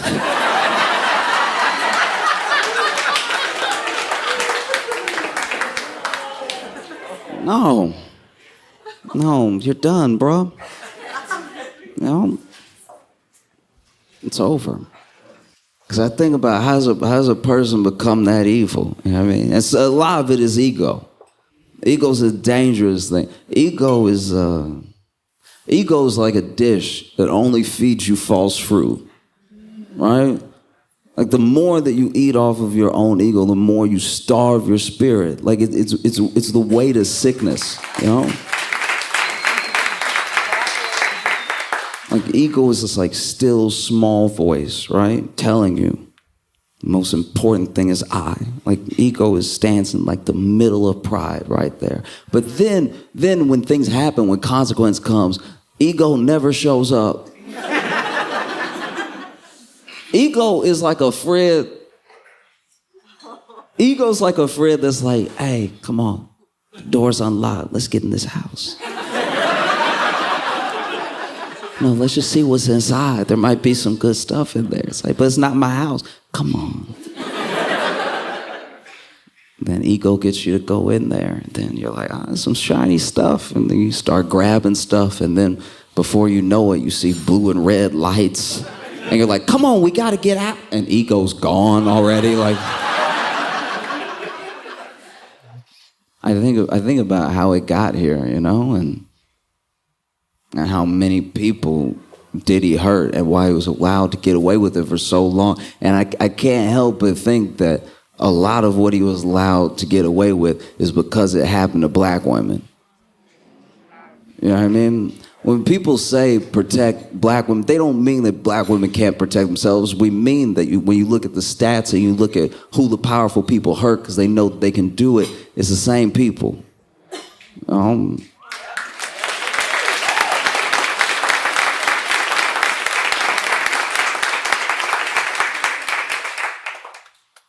I guess what I'm trying to say is I hope Diddy gets life. And I hope he lives forever.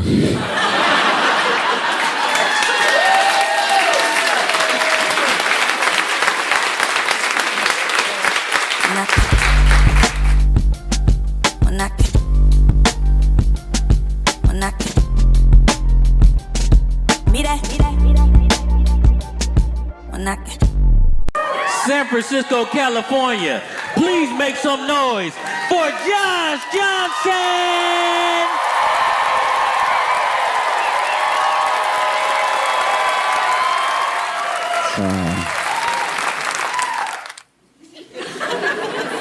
I've been having trouble. I can't stop thinking about how we've gone from this like 36-hour news cycle that we were kind of in last year to now this sort of 12-hour, maybe even 6-hour news cycle that we're in now. It's just everything bombards you all the time, and there's no time to take in a story as it's happening. As soon as a story happens, there's another thing to replace it that's the big deal for this 20 minutes, you know?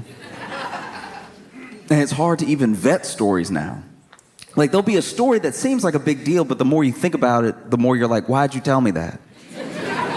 But it'll be big news for a second, and then it'll be like, oh, but then that was just wasting my time, okay?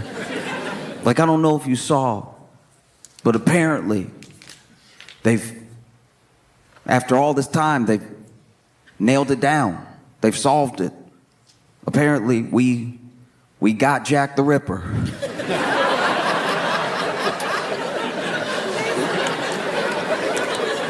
Some would say a little late. Some would definitely say that all the women alive now are worried about the men alive now. But at least we got Jack the Ripper, you know? He eluded us for a while, but he couldn't hide forever. Apparently, some guy claims he nailed it down with some DNA, and after I finished reading it, I was like, yep. Think he got away with it. Because that's the thing, it's like you're inundated with so many different notifications, so many different news stories going down the line. You can't even enjoy the little things that aren't even quite news, but like, remember when a video would be viral for like a whole day? And we'd all share it for like a day. We at least used to have a day. And now there's so much news, you don't get to enjoy anything for like a full day. And not everybody even sees the thing that's dope. Like, this is just me personally, but I've very much been enjoying how terribly these Dove releases have been going at funerals.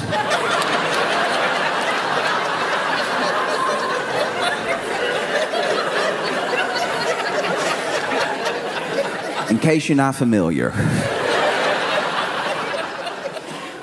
There are some funerals where everybody can't get like a 21 gun salute or anything like that. So they'll do something special, whether the funeral director suggests it or the family wants it, and they'll have these doves. And it depends on how they want to do it for the funeral, right? Some people say some sweet words and they release one dove at a time. Some people say some sort of message. They give a eulogy either at the cemetery or at another special place to the person that passed, and then they release all the doves at one time. But one thing that's been happening consistently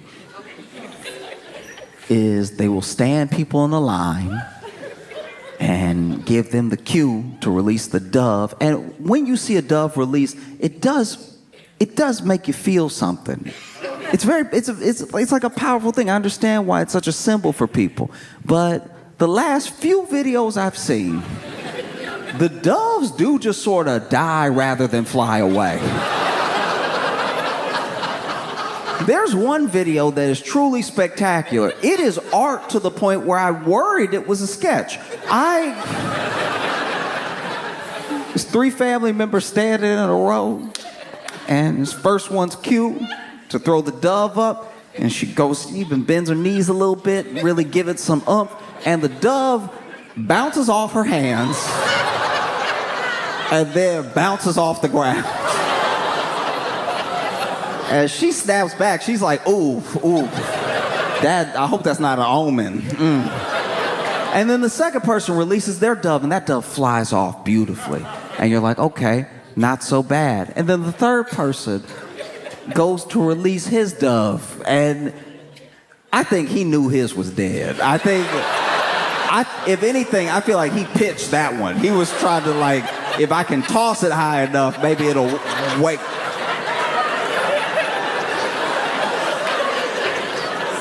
There was another funeral where they were doing dove releases, and they had like 5 people lined up, and they were doing a different like stanza to this poem, and at every break in the stanza they released one of the doves and stuff, and they were getting close to the end. So this I don't know if this woman was number 5 or number 4, but she was whispering at the funeral director the entire time, "He dead."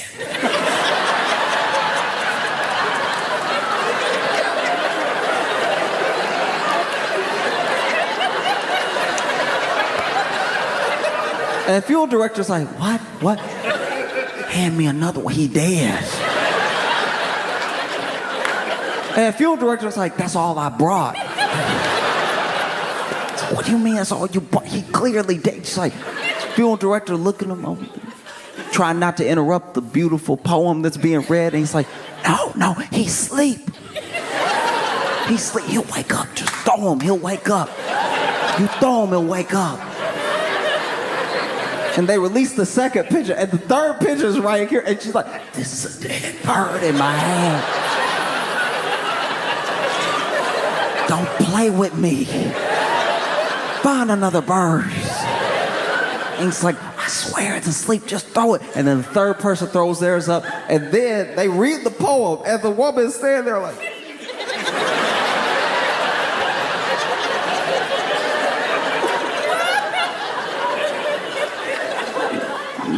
you could tell they get the like last couple lines of the poem, and this woman holding this bird goes,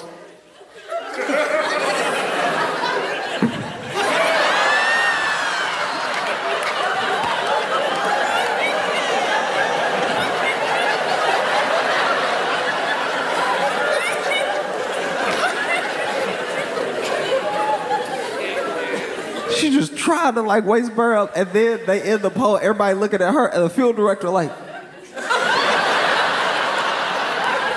and then sure enough, she go to, and the bird just plopped down.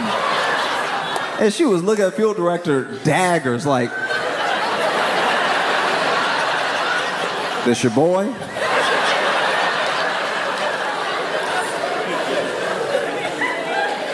And then the 5th person, their dove fly off, no problem. So everybody got a good dove, except for her. I felt for her.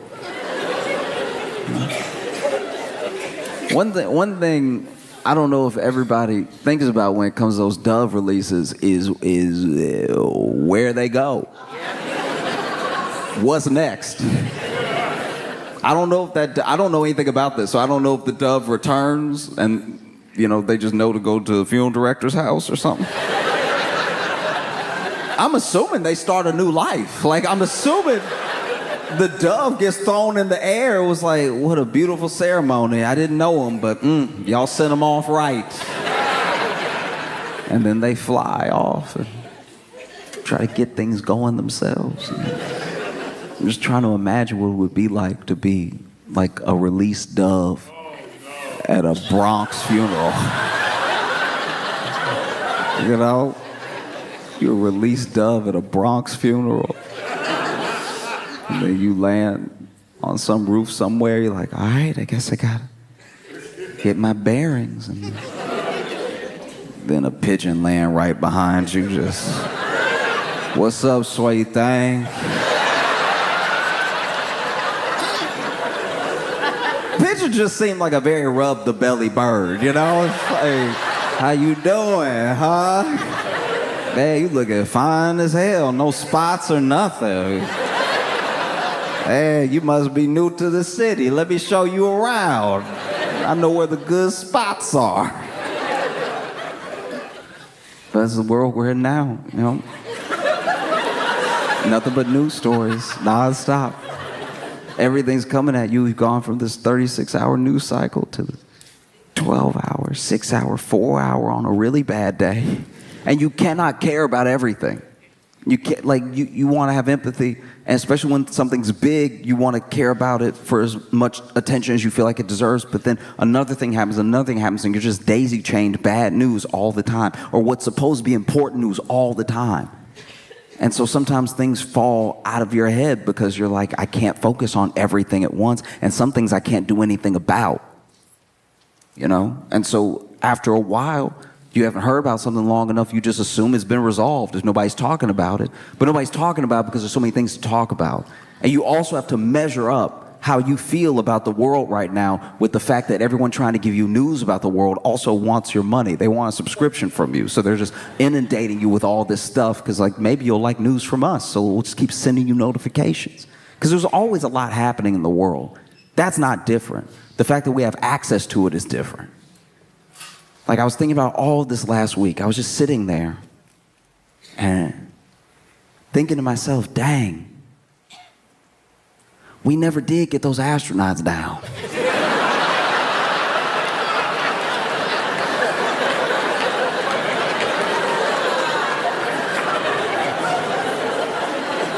What's the plan? That was a while ago. We should probably do something about that. And look, it's not like I can do something about it. I care, but I can't help. It's not like when your loudest, dumbest friend is in a bar fight, and they're over there talking trash, or you're like, he over there though. I would never be able to get there in time. There's nothing I could possibly do. He's kind of on his own, which is a shame. I wish I could help, but he's all the way over there, and that other guy is very big, and no one was talking to me. So, in case you don't know, in case you missed it, which is understandable, there were 2 astronauts that went up, Butch and Sonny, and they went up to the International Space Station, and they were the first to, I believe, man this Boeing Starliner. So they went up in this Boeing Starliner, which some would say was a mistake. Because I don't know how many news stories you consumed last year, but Boeing was not having a fantastic year. And Boeing has different divisions, by the way. It's not all one thing. It's one company, but it's not all one thing. Everybody's not working on everything at the same time. So the plane people and the space people aren't necessarily the same, but by and large, as a company, wasn't looking good.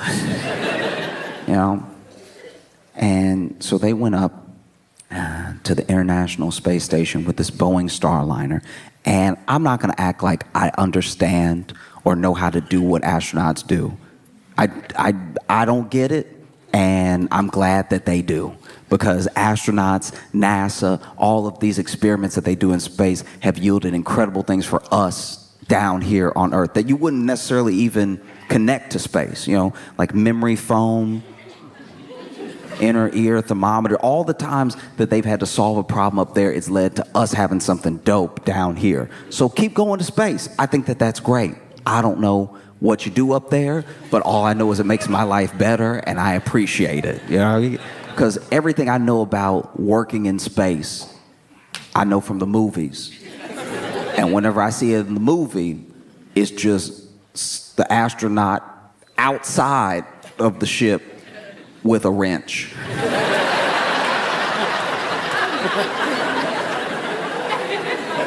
Every time I see it, it's Sandra Bullock or Bruce Willis outside the ship, just...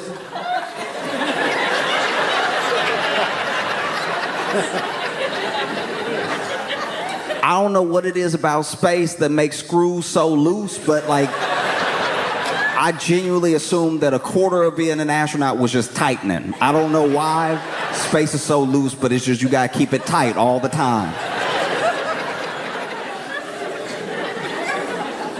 And so they send them up there, and this Boeing Starliner had a bunch of other problems. It had a bunch of other issues on the sort of unmanned tests that they were doing, you know. And so it's very brave of them to even go up there and be doing these experiments and try to make a better world for us, you know. They get up there, and they're supposed to be up there for like 8 days, right? And I don't know if they caught it or it got caught down here, but there were a bunch of problems with the Boeing Starliner. Some of them were helium leaks, because helium is incredibly hard to just capture, just keep it so light, and it's very easy to escape. And then they were worried about the thrusters, and so they were worried about control issues if they were to come down, right? Because Boeing used to be a better company. Boeing used to be a company that put engineers and innovation first. And then they had a bit of a merger, and that merger started to prioritize shareholders, prioritize the money. And so some of that innovation, some of those engineers started to fall to the wayside, and you have what we get now, planes that make you a little nervous and ships that only go one way.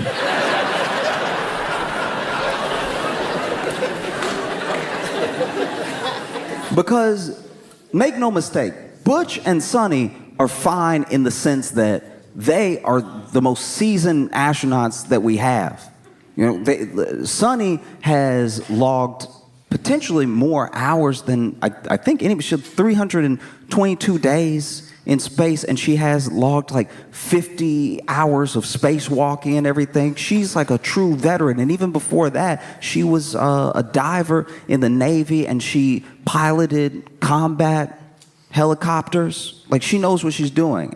And Butch is the same way. Butch had already been on missions before this, and to be fair, this was going to potentially be one of their last missions. And so for them to go up in space for those 8 days, them getting some extra days, maybe they don't mind. I just am trying to not project how I would feel.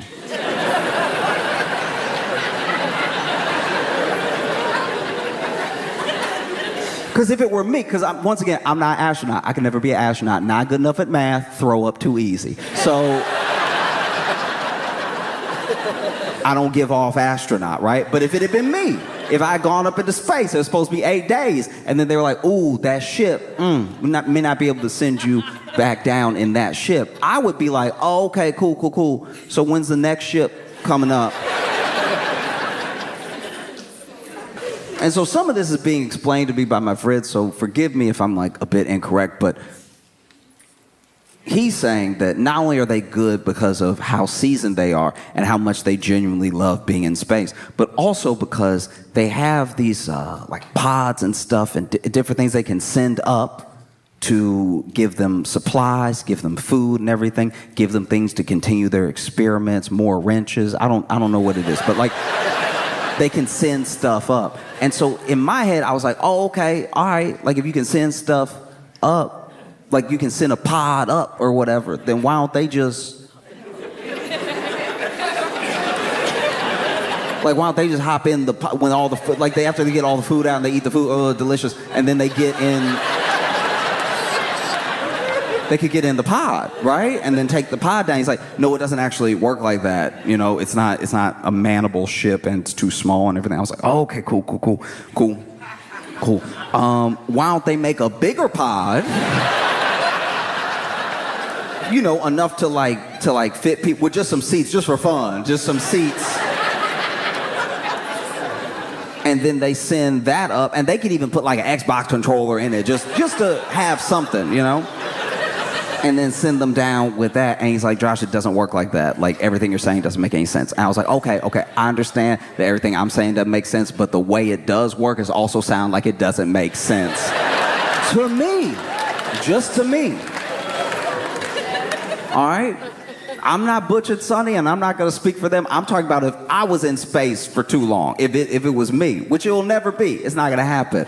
I would pass out. So this isn't even a problem that we really have to discuss. I just couldn't get it out of my head. Because in my head, it's like to send me something, but not let me come back down in the thing you sent me would be like if I was stranded. Imagine, stranded on Earth. Let's say I'm just stranded on Earth somewhere, and you're worried about me, and you're worried about me having supplies, having food and everything. So you send me an Uber Eats.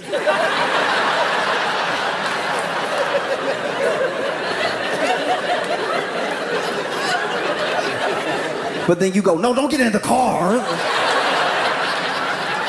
Don't get in the car. That's not how this works. This is not a car. This is a burrito car. See, you don't understand rocket science. This is a burrito car. You just try to get in any kind of car you want. That doesn't make sense. Stay there till we come get you with a car.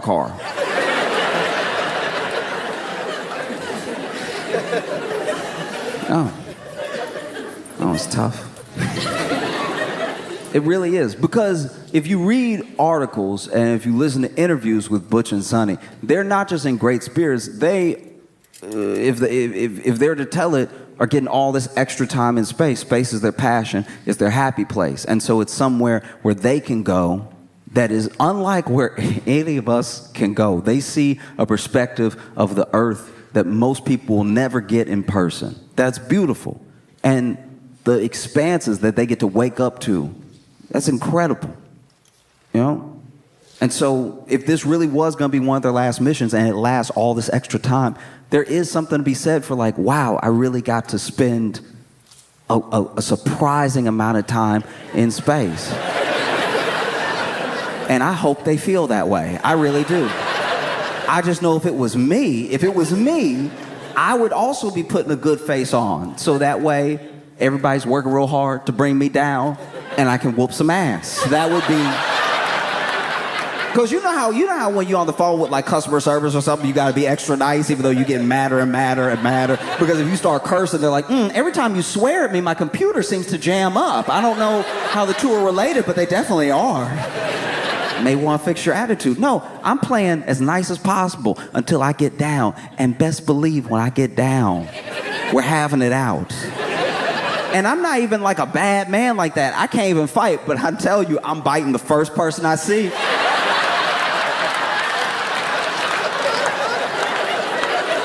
I cannot swing, but best believe I will catch a mouthful of your chin, all right? You leave me up there all this time? What's wrong with you? You must be out of your mind. You got me. Because look, I believe it. I believe that they love being in space, but everybody has a bad day. And I think a bad day in space is an extra bad day. Let's say you wake up, and it's just one of those days. You wake up wrong side of the pod. You know, very upset. And all you want to do is brush your teeth and maybe go read a book or something. You know? But you take your eyes off your toothbrush for 1 second. Now all of a sudden you...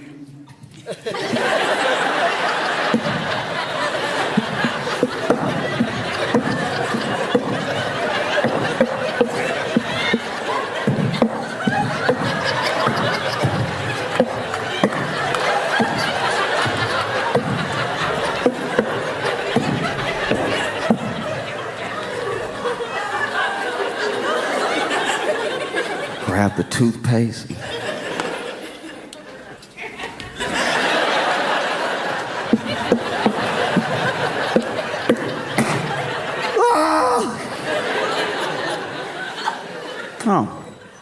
Or maybe, you know, you got your coworkers up there, Butch and Sonny, I'm sure they get along, but there's other people in the space station that can leave.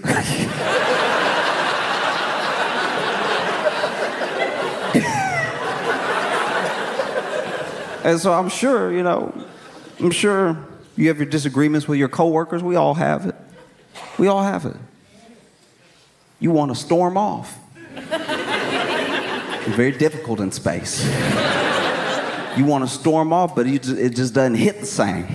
Because when you storm off, you want everything to be perfect. You want to be loud as you storm off, boom, boom, boom. You know what I mean? You want the feet to be slamming. If you slam a door, you want it to really shake after it slams and everything. You don't get any of that in space. I remember one time I was trying to storm off. I felt like I was in the right, and I was done. I was really angry, and I tried to storm off. But I had a small hole in my shoe, and it had rained the day before. And so I was squeaking as I walked off. And that's a hard thing to come back from, because I had the storming off words ready. I was like, this discussion is over.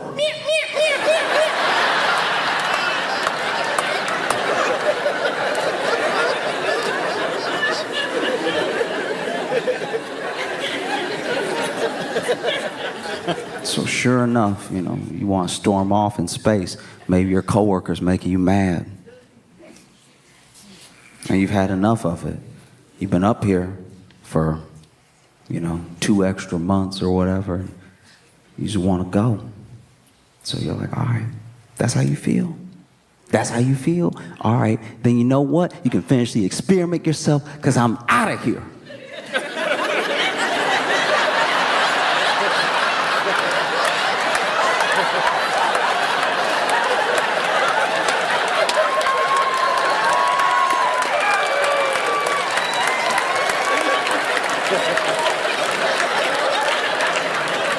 I'm trying to leave.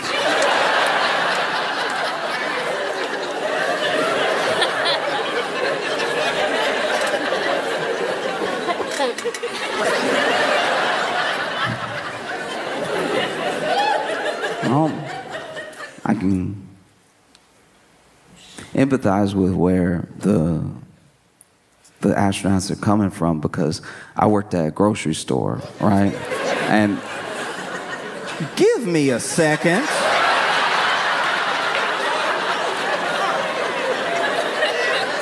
That is wild. In the time I'm talking, I haven't built up enough trust that there's a point that I'm trying to... Y'all are rude. That's wild. Okay. Anyway.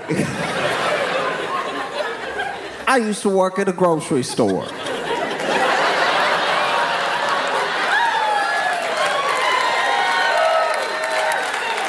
And I worked at this grocery store, and one of the reasons I wanted the job and one of the reasons I got the job is because my apartment was only going to be 1 mile from my home store. So I could walk to work, and if I was late, could run, right? And then sure enough, when you get hired by this particular company, when you work for the company, you don't work just for that one store. You work for the district. And so what they can do is they can put you in different stores if they need to patch up. Maybe somebody quit and they need to patch up some shifts or something like that. And so when I first get hired, I'm willing to go wherever. And I'm only at my home store, but I'm taking up people's shifts. If anybody needs to switch with me or needs me to take their shift, I'm taking it if I can. I'm coming in every time they call me in because somebody called out. I'm actually coming in so much that I get a bunch of overtime, then they get mad at me and tell me to stop. But I was like, you called me. So I'm sorry I didn't self-snitch on the way in that this was hour 48 this week. Like, thought you needed help. And then one day, I get put on a different store, a store that's really far from my apartment. And it was because someone had quit abruptly, and so they needed someone there that week. So it was only supposed to be that week. And I get there. I had never been to this store before, but it's in a bad It is in a remarkably unfortunate, it is in a bad neighborhood, okay? And I don't mean bad neighborhoods in like they have crime sometimes. I'm talking about fundamentally everything about this place felt like the worst version of the Twilight Zone.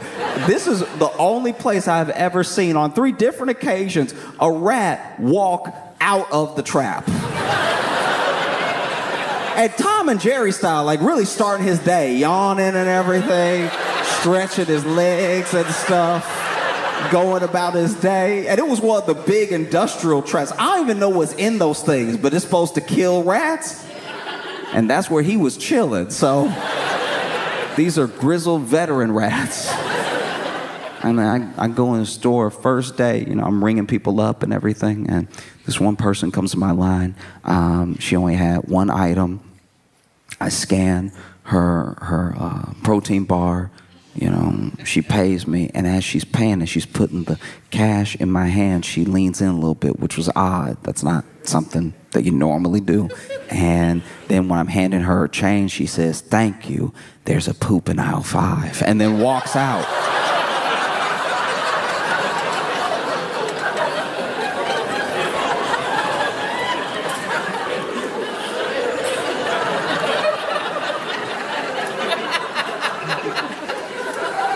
And I'm sure she didn't do it. I'm sure she didn't do it. But the way she walked out so quickly, I was like, do you have something to do with this?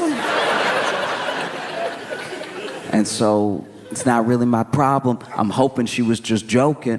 And so I just keep ringing people up, right? I'm just continuing to ring people up. And then my manager comes over, and my manager is like, "Hey, Josh, we gonna switch you off a register and put you on the floor for a little bit. Because, you know, there's so many crazy things happening today. And so I'll go ahead and switch with you." And so then I had to count out my till and then go to the floor. Now, I'm still not electing myself to go to aisle 5, right? I went straight back to the back room to grab some chips that were out in front. And so I grabbed the box, and I'm opening the box and, you know, starting to stock the chips. And I hear a scream. And so I'm like, okay, it must be real. I just hear someone go, "Whoa, whoa, whoa!"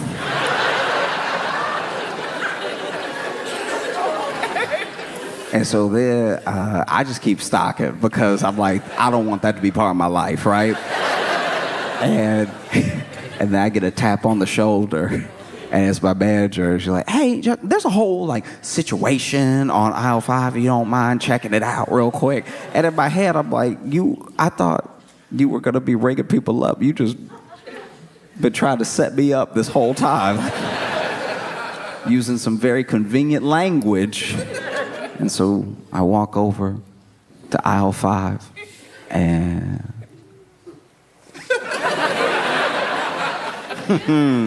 I see it, right? And the only thing on aisle 5, on the way to aisle 5, by the way, I passed 2 people who were running away from aisle 5. Like, fully bumped me out of the way. Just like, huh, huh, huh. You know, like when you're in a zombie movie and everybody's running in one direction, but you got the shotgun, so you got to head towards the zombies. And so then I turn the corner, I see it, and the only thing on aisle 5 is it and one guy, and that one guy is looking at it, and then he looks at me and goes, "I didn't do it."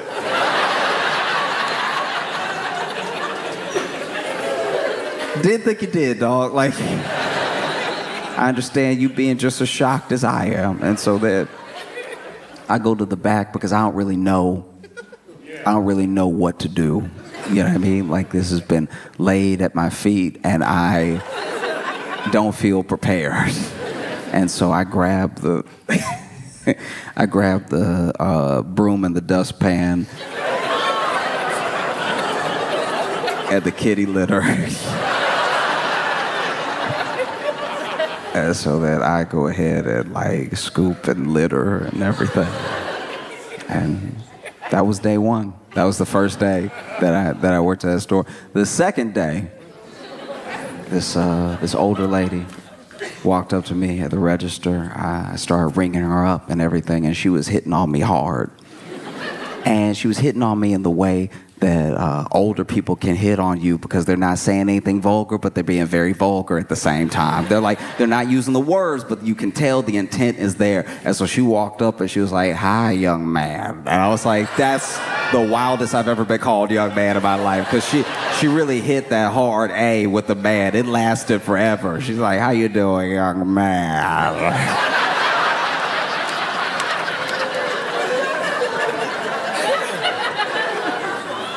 And I'm sitting there like the name tag says Josh. Like it. And so I'm ringing her up and she's like, "What you doing later?" And I was like,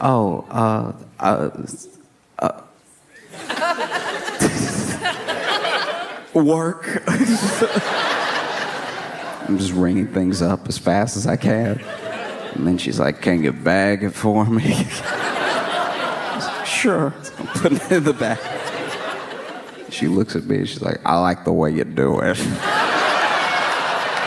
And I'm like, you can see what I'm saying. Like this is X-rated what she's doing to me right now. But it's all under the radar. It's all, if you try to call her out for this right now, she'd be like, "I'm not doing anything." But like, we can all hear it together right now. Like, "I like the way you do it." I'm like, "Oh, okay. Thank you. Thanks so much." Meanwhile, I'm just ringing up can after can of prunes. It's just nothing but prunes. It's like the store's worth of prunes. In my head, I'm like, there's no way she's gonna be able to carry all this. I put the last one in the bag. And she was like,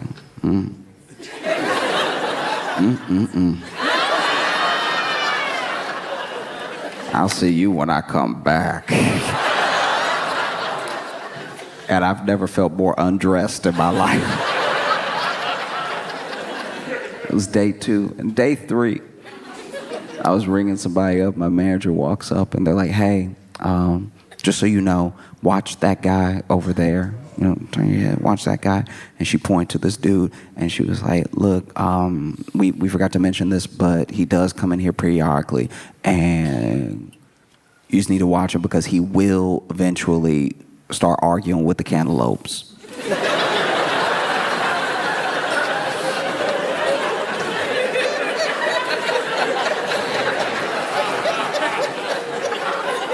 And I always try to be respectful of my bosses and stuff, but I did turn to her like, "What am I supposed to do about that? Break it up? Like, what do you expect? Why you even tell me this information? We have a security guard, right?" And so I'm bringing people up, and like 5 customers later, I hear in the distance, Don't talk to me like that. And so immediately I turn my head to our security guard. Our security guard, all I see is his back foot walking out of the store. Because we always had security guards on hand because it's a bad neighborhood and everything, but at the same time, they were allowed to take their break whenever they wanted. So then I think he saw the cantaloupe argument breaking out. He was like, "That sounds like a great time to have a snack. I'm hearing a snack right now." And so then my manager comes over and she's like, "We should go say something." And so we walk over. And this dude's holding this cantaloupe and, you know, letting the cantaloupe have it. And he's like, "You always do this." And so I'm like, "Hey, sir, how you doing? Hello? Hi. And he's not listening to me at all because this is the point in the argument where he got his receipts ready. He's like, "No, because last time you said," he's like making all of his really good points and he doesn't want to be interrupted. Right? I was like, "Hey, could you just keep it down a little bit? You're scaring some of the other customers," right? And this guy was like, oh, I'm sorry. Which I could not have seen coming. This guy goes, oh, I'm so sorry. I didn't mean to get loud. It just, you know how it is.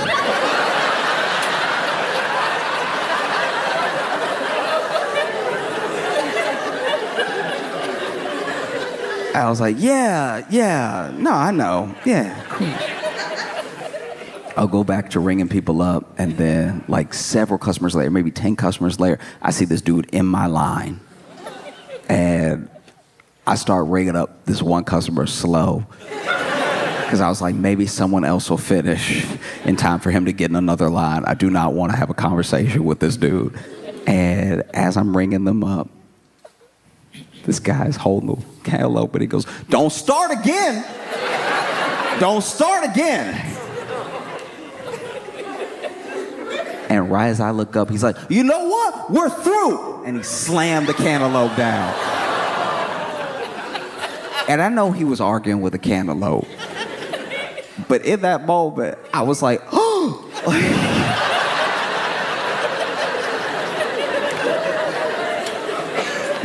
This dude storms out of the store and everything. And I gotta clean the cantaloupe up. And as I'm cleaning up, I'm like, I'm sorry he hurt you.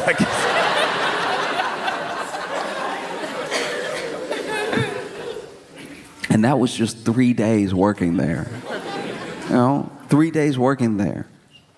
And I was supposed to be there for a week. And they ended up having me there for 6 months. So when I tell you I can empathize with what the astronauts are going through, like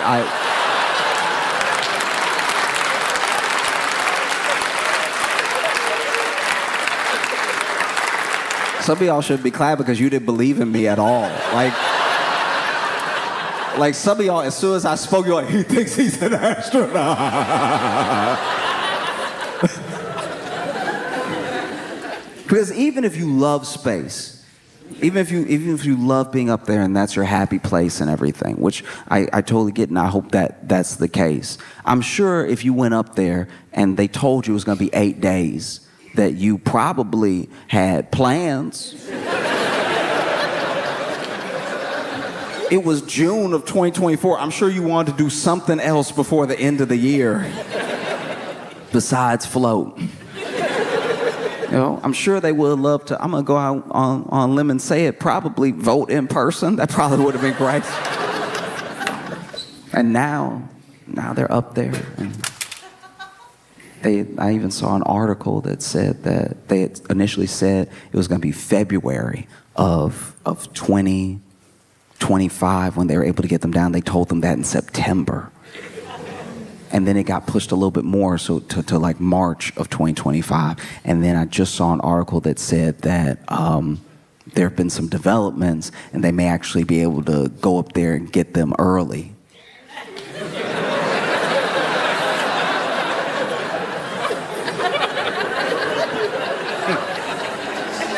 If it were me, I'd be like, don't say early around me. Don't say early around me at all. Because Butch and Sonny are up there and they're going to be returning to a very different Earth. Which might be why they so cool with being left up there. That might be it. They're probably like, nah, I'm good. I'm chilling. Don't worry about me.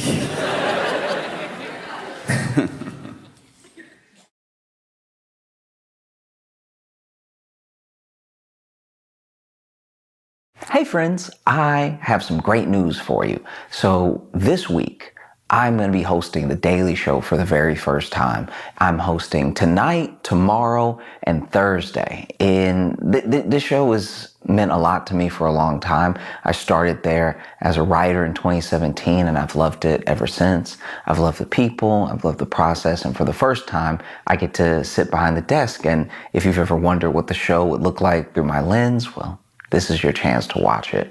And I just want to say thank you, because this is in no small part because of you, because of this community, because of everything that we're doing on this channel is a lot of what led to this opportunity. And so I appreciate you very, very much. And if you are inclined, if you're in the area, go ahead and watch Comedy Central live or on the Paramount Plus app. There will also be YouTube videos of clips of it dropping as well.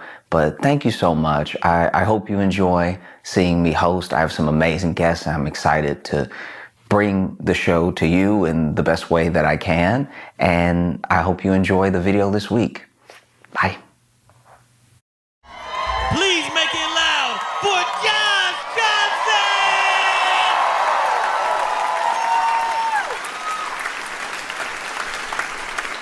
Okay. All right. Look. Okay. So we are in week 2 of there like kind of being files but no files, but like there's kind of like we don't know, but he doesn't know, but he knows, but he doesn't remember, but he wasn't there, but even if he was there, it's not what you think. But like it's a lot going on, right? And so with everything that fell out with Trump last week, now you have people being like, release the Epstein files, release the Epstein files, release the Epstein files, right? And in prison is Ghislaine Maxwell. Now, in case you're not familiar with Ghislaine Maxwell, like one of the central people to this case, she trafficked for Jeffrey Epstein, right? And she is still alive somehow, and in prison, okay? Yeah, so she's still alive in prison, right? And she actually got 20 years for her part in this trafficking. And so now with Trump calling Epstein a hoax, there's been a lot of, how do I put this? There's been a lot of unintelligible takes on if he's saying the entire thing is a hoax or just his involvement is a hoax, or no one can really tell. There's not a lot of like centered messaging on what is supposed to be the narrative here. And because of that, now you got Ghislaine and her lawyers from prison being like, oh, well, if it's a hoax,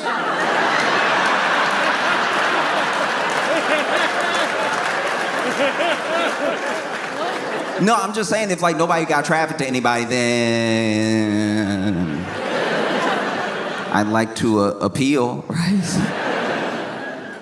And then there's people that are like, the client list, we need the client list, we need the little black book, we need the client list, why won't they release things? And then you even had Democrats saying in the House, like, we want to release the files, and they put it to a vote, and Republicans voted to block that release. And they voted to block that release, they said, because, it was part of another bill and it would have passed a bunch of stuff we don't want to pass. So then a bipartisan group went out and they were like, now we should vote on this, and it's Epstein stuff only, right? So everyone's like, release the files, right?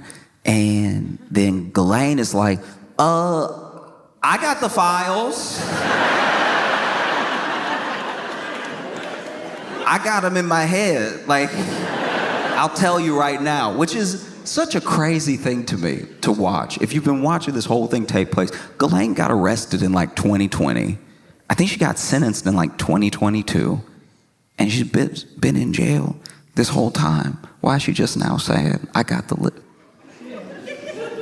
It feels like when your boy who like really thought he was gangster finally goes to jail and gets like the first roach in his sandwich, and he's like, I'll tell anything you need me to know, like anybody, if you have any questions, I will answer follow-up questions, just please get me out of here. I think there's rats in the cheese, please. And so you had Trump really stressing this week, stressing hard, going back and forth with people. This man's getting more comfortable cursing out loud and on text. Like, he's crazy. Just like decorum's fully out the window. Like, there wasn't much of it to begin with, but now he's just like,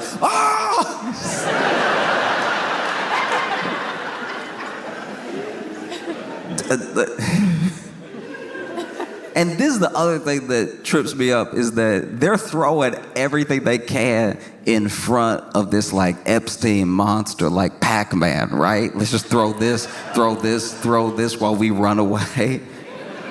And they never admit that Trump isn't doing well in any way, ever. And then they came out saying he had chronic venous I don't really know what that third word is. I'm not gonna lie to you.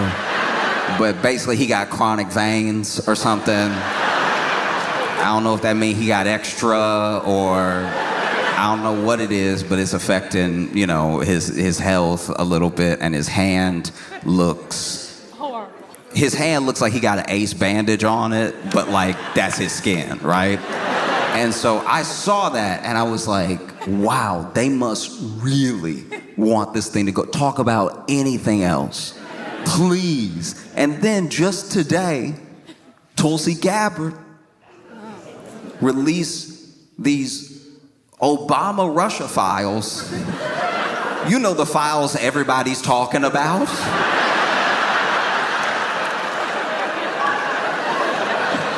You know the files that just last week were like, when they gonna release those Obama-Russia files? Why can't they get the Obama? What is Obama hiding, all right? We want his Russia files. You know we've been hungry, thirsty for some Obama-Russia files. Ooh, I can't wait to it. I can taste them. Let me get those Obama-Russia files. That's so bad. That's so bad. It means you have nothing. You truly have nothing to throw in the way of this thing because Obama-Russia file, you won. You won in 2016, you won in 2024. I haven't read the Obama-Russia files, admittedly. I haven't read them yet.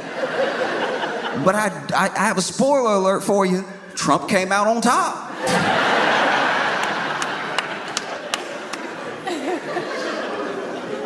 And he over here stressing when he could have just done nothing.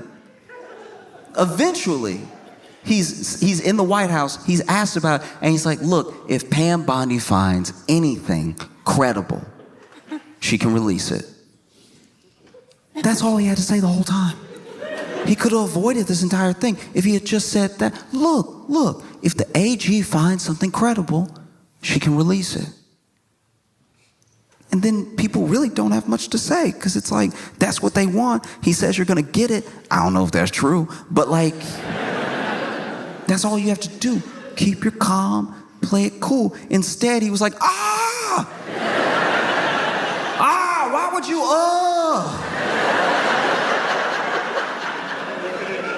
And it's because he felt caught. And the only people who within this week have been as caught as Trump and reacted as badly was that couple at the Coldplay concert.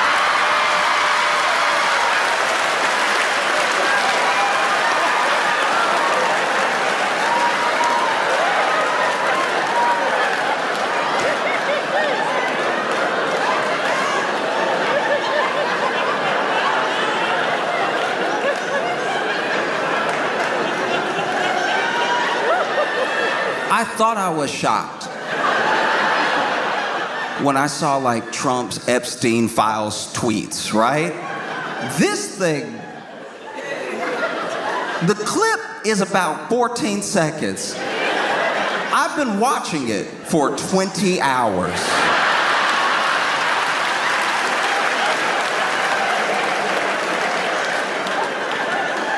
Okay, all right.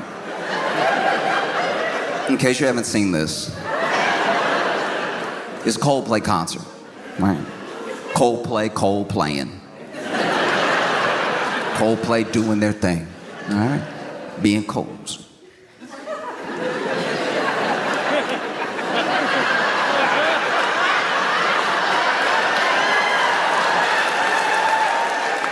Coldplaying particularly hard that night.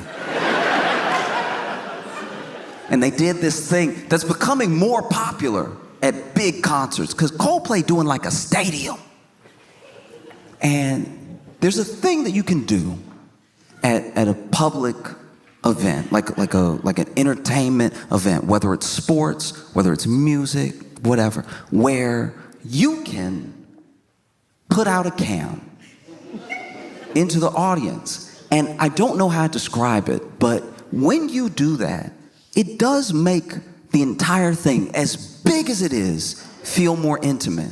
Because now you're over here enjoying Coldplay, and you see the other people there enjoying Coldplay, and they're just like you. And they're just as excited to be on the screen as you would be to be on the screen. And they're having such a good time, you know? And so you're like, this is amazing. We're all here together enjoying this thing. I genuinely like those cams because it reminds us that we're all doing the same thing, having a good time, you know? And if we're all doing the same thing, having a good time, maybe we're more alike than we think. If we're more alike than we think, then maybe when we leave the basketball game, when we leave the show, whatever, we have less reason to argue. We have less reason to look at each other as like just completely different entities. It's like, you're just like me. You like Coldplay.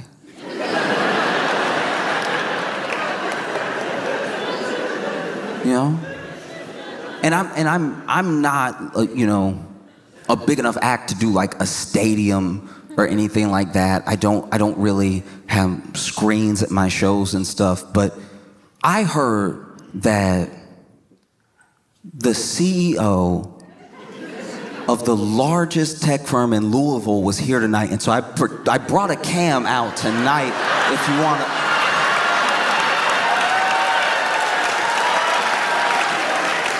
No, I'm joking. I'm joking. I can't afford that at all. No, but if you didn't see the clip, is basically Coldplay throwing people up on the cam and having little interactions, or like playing a little something just for them, or just commenting on how sweet people look. And they're going, people, people, people. And then they go to this couple. It's not just any couple. They go to a couple holding each other Titanic style.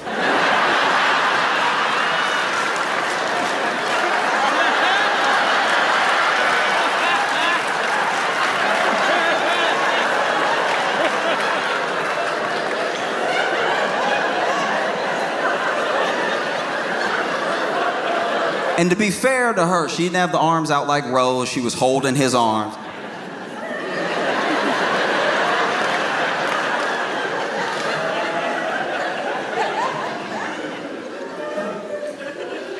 And then Chris Martin is like, look at this couple. And I don't know, okay. This is where I wish I knew more about like technology and the brain and stuff like that. Because the same way that there is latency on the internet, and there's a delay on a call where sometimes you can hear yourself in someone else's side of the phone call, and you can hear how you spoke, but there's a delay. It's like a second later you hear your own voice, what you just said as you're speaking. So it takes a second. And I don't know, because I've never been in a situation where I've been on a big camera like that, the amount of time it takes your brain to register that that's you that you looking at. Because they're over here, Titanic style.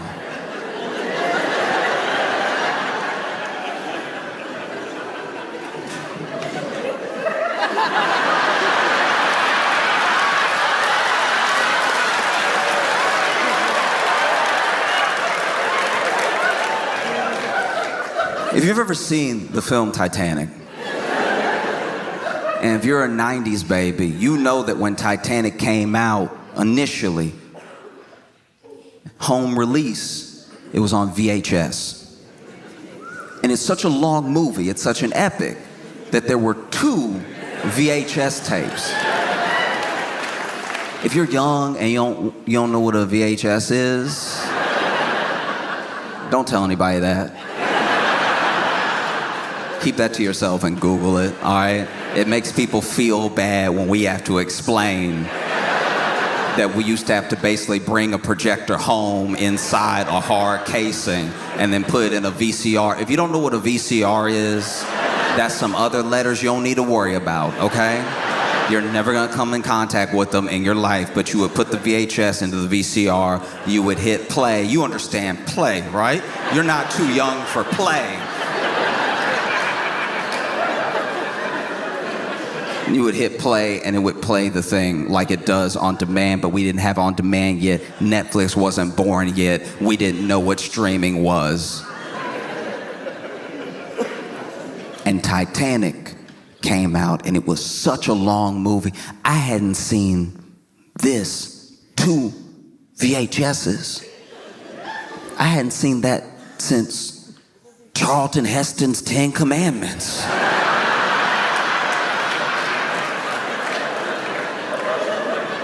If you're too young to know what Charlton Heston's 10 Commandments are, it is also a film, but that film is almost as old as the people the film is about, all right?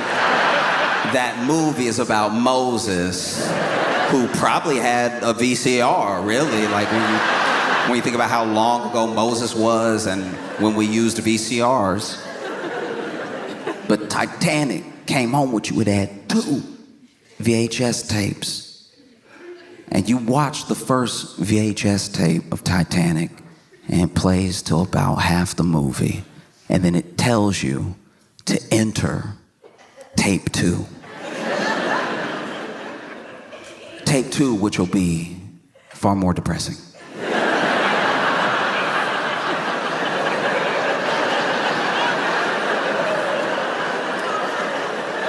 If you were like me and you shopped at a lot of like thrift stores, sometimes when you go to a thrift store, you don't get to get the thing the way it was intended when it was sold. You might go to a thrift store and buy Titanic and think you got all the Titanic in one VHS tape.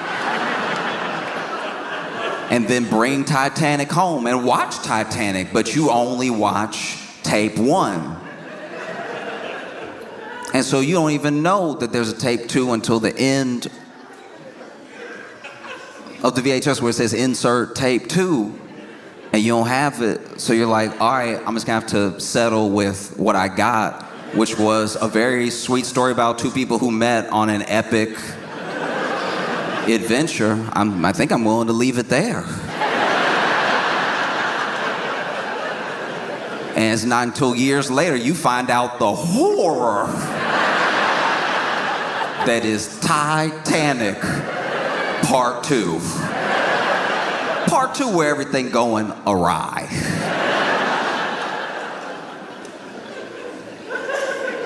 And all I can say is the first 2 seconds that this couple was on the kiss cam looked a lot like Titanic VHS tape 1.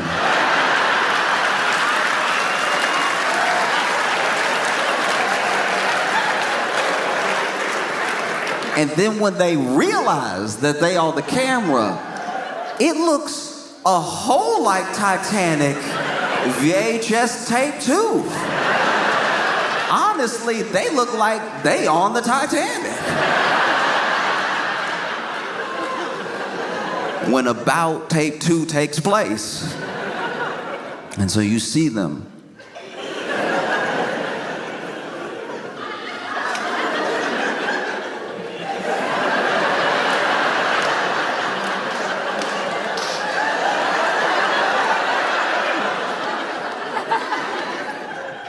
And this is where things went wrong. Because rather than just playing it cool, than just, chilling, the woman immediately covers her face and whips around.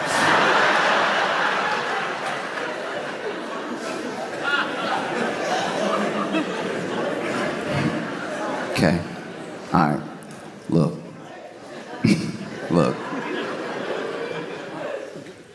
Don't judge, okay? When I was a kid, there were kids in my neighborhood who went a totally different direction than I did, right? And sometimes I'd hear about them, and you especially hear about them if you stop seeing them around. And I quickly got used to the idea that if I hadn't seen somebody a long time, they probably didn't just move away. They may have been locked up. Something may have happened to them, right? And There was a kid who was nice enough a few blocks down. Sometimes I would walk to work in the morning, and it was a long walk. And I would pass his house, and sometimes he'd be out in front of his house with people. I'd say hi, they'd say hi. We weren't like close or anything. And one day when I was back home from college, I went to this hookah lounge with my friends. And at the hookah lounge were the guys who I used to pass by when I was in high school, working that job, running every day to work. And I asked them where, the fourth was, the dude that was usually with them. And they were like, oh, yeah, no, he doing a little time. And I was like, what happened? And they were like, well, he ran up in this store to rob it. And, he had like, he was pretending to have a gun and everything.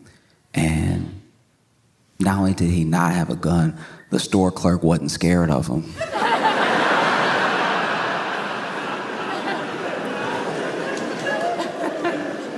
And so he's over here doing one of these.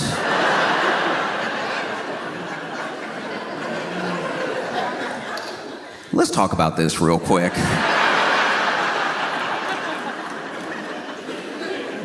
Because I've known people who have had people run up on them and they didn't see the gun, but they were sure they had a gun because of the way they moved with it, right? A little bit of weight to it. Maybe it was tucked. Maybe it was in the pocket. But there was just a slight motion that they had. There was just a way that they were behaving where if they didn't have a gun, this is some great acting. But this man, he ran up into the store. Give me everything.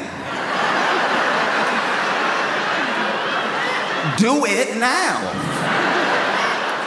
I'm not messing around. I would hate for this to go off. And so the store clerk kept his cool, and he was like, no.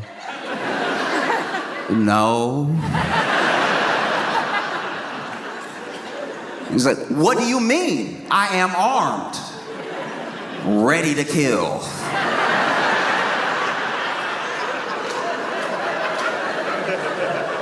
Oh, you don't think I'll do it? I'm crazy.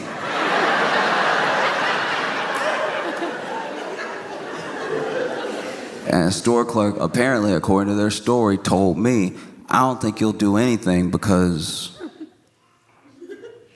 And he points up, and he looked up at the corner, and he was on camera without a mask. And so apparently he went...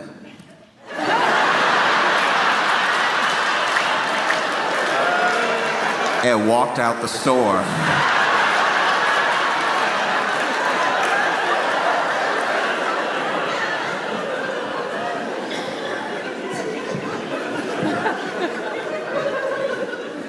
I understand the immediate reaction to want to cover your face when you realize you're on camera. But don't do it with your fake gun hand.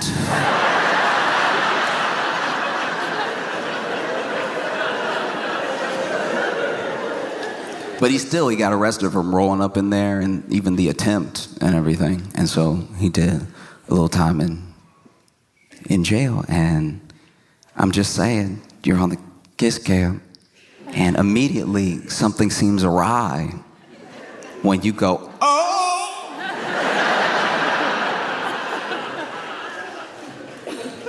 And that by itself wouldn't have actually been that bad. No, I'll tell you right now, this is what I firmly believe. I truly believe this from the bottom of my heart. I think that obviously, there's something up when you see yourself on the cam and go, oh, and then you turn around. But, like Chris Martin said, later in the video, maybe shy. Maybe you're shy. And if only one of them had reacted badly, If only one of them had reacted badly, they might not be in this situation. But she went, oh! And then the man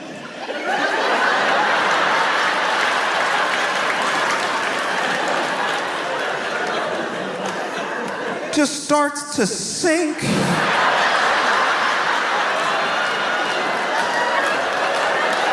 Where did he go? No, for real, where did this dude go?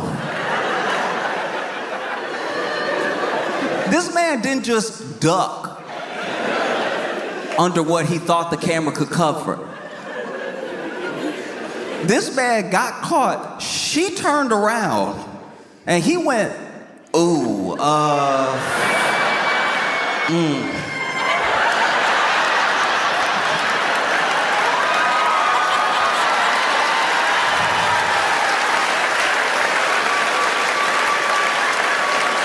But like, where did he go? Like, truly, where was he? He never comes back. Did he open a portal? He might have been in an abyss.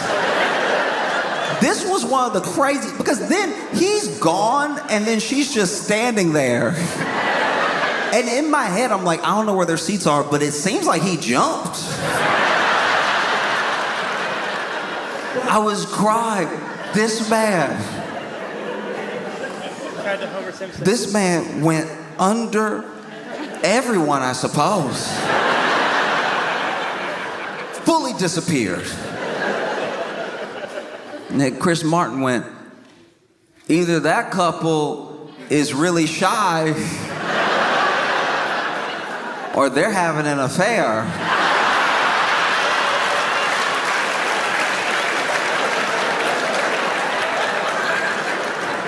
And the internet said, or?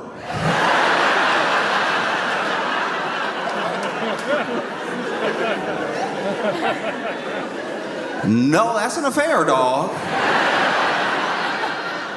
Tried to be gracious just in case, but no. That was wild, and then we didn't know it yet. But there was another woman off to the side that presumably knows everything that's happening with them. And wow, people find out quick. The internet works quick. Internet was like, I got all night.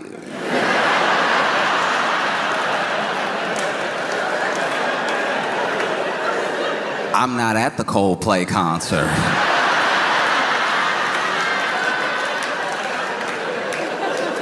And within hours, people found this dude's name, where he worked.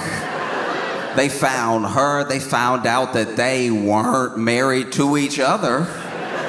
This man married, and then, the internet did a thing where, look. I do think it's important that people know the truth about what's happening in their lives. And I can only hope, like genuinely hope, that the people that reached out to that dude's wife did it with at least some tact. But a lot of people reached out to her, commented, this is where your husband's at. He's at the Coldplay concert. The Coldplay concert, from my research, isn't even that far from where you live, because I already went ahead and doxed him. I just want you to know. And so then people looked him up, and then they looked her up, and early into people looking her up, she had changed her last name on social, apparently. Knocked his name off. And then it looks like she deleted or made private her socials altogether, which I completely understand. And then people started looking into him. And this is the thing about treating people badly. As soon as something blows up like this, anything you ever did comes out. This dude cheating on his wife, and then other people were giving their little testimonies. Oh, I worked with him. He's actually terrible. He makes toxic work environments. He's incredibly abusive to his employees, saying all this stuff, right? And I don't know if these people actually work with him or not. It's so hard to tell what about this is real versus like people just trying to get in versus people trying to be part of it and stuff. And then I had a moment, genuinely, I had a moment where I was like, what if? Let's entertain for a second. What if this isn't real?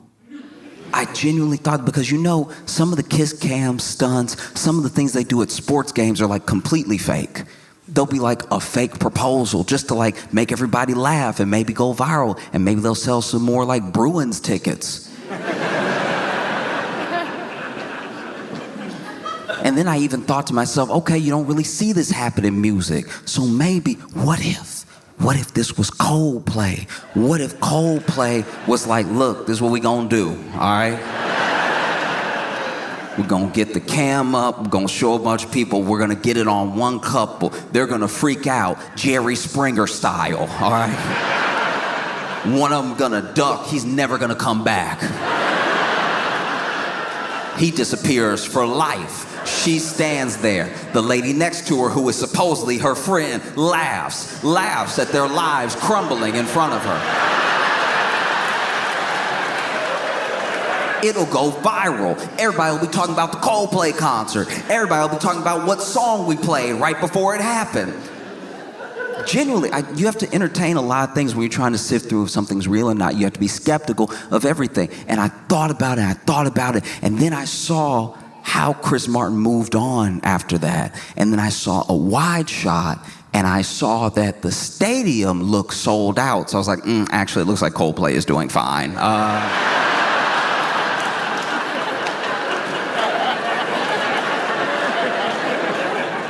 That theory is in the dirt. This looks very real.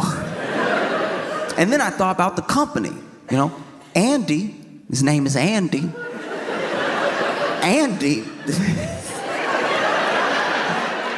Andy works at a company called Astronomer.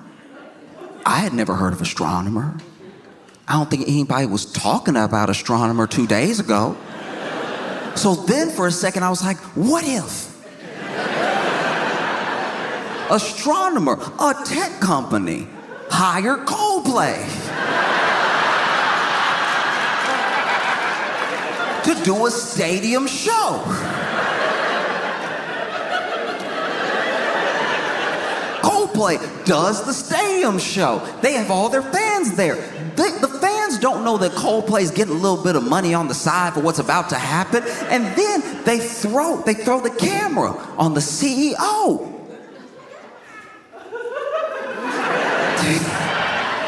They throw the camera on the CEO and another employee. Right? And then they create this whole scandal. Now, all of a sudden, everybody's talking about Astronomer. What is Astronomer? Oh, it's an AI company. What do they do? Oh, they help manage workflow. These are conversations nobody was having 2 days ago. The assumption when you're in the news, when there's a scandal with your CEO, is that your stock price could drop. I don't know if it's a public company, but if the stock price is dropping, seems like a good time to buy. Maybe that's when they buy back their own stock.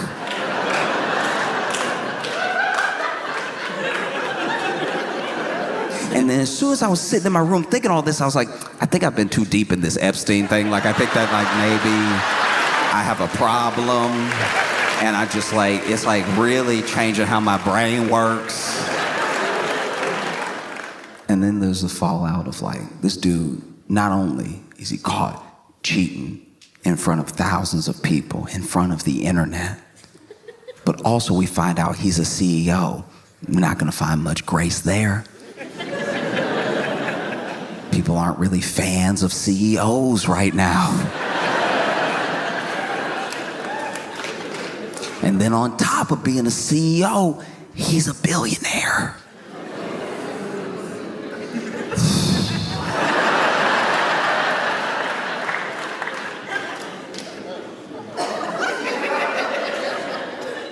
You basically made a Venn diagram of the three people that people hate the most. and it's a circle with your name in it.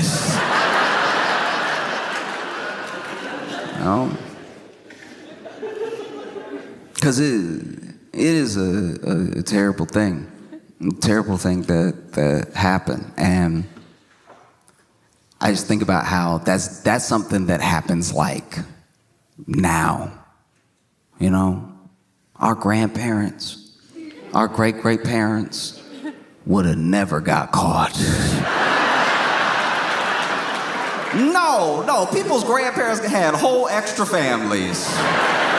And as long as you were willing to be a gentleman about it and really take care of both families, they never met. You know, you went on your family vacation with one family beginning of the summer, family vacation with a second family at the end of the summer, because there used to just be more affordability in the U.S.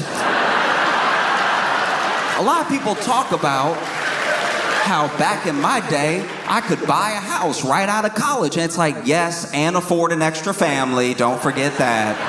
I've talked about this before. I've known people growing up who had like that thing happen, where the granddad, they have like cousins and like half brothers and sisters because of what the granddad did back in the day. And he was doing that on a job that doesn't even exist anymore. That's how much things have changed. This man had 2 whole families as a traveling fork salesman.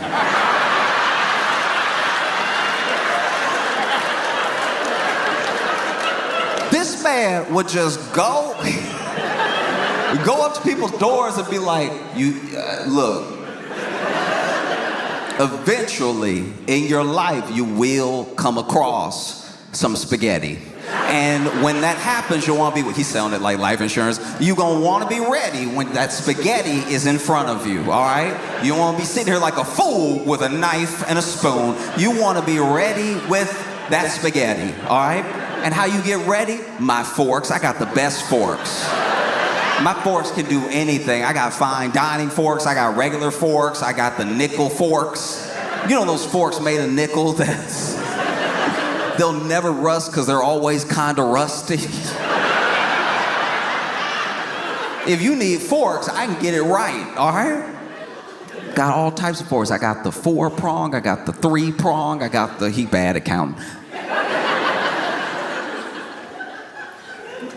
And then people let him in. He's like, looking at this, was it two bedroom? 2-bedroom house? How many kids you got? Oh, you got 3 kids in a 2-bedroom house? You're gonna need at least 16 forks. Made his living selling forks. One day, somebody opened the door for this man and he's immediately smitten. Oh, hello. She's like, yes, how can I help you? He's like, oh, I was trying to, I had this briefcase where I was trying to like fork you, like I just want to, I'm trying to give you fork. I mean, I'm trying to sell you forks. I sell forks. My name is John. And then she lets him in. And they get to talking about forks. And then about other things. And he doesn't tell her he's got a wife at home. And they start an affair. An affair where maybe she knows about the wife, maybe she doesn't. But then things grow. They feel like they're in love. They're like, let's get married. He marries her. Now he's got 2 fork families to support. Now he's got to sell forks harder than ever. He's got to go to as many doors as possible because the kids need braces. All of them.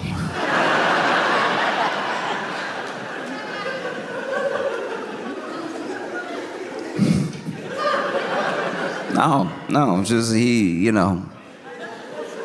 sells as many forks as he can, and then one day, one fateful day, sadly, a Sears opens.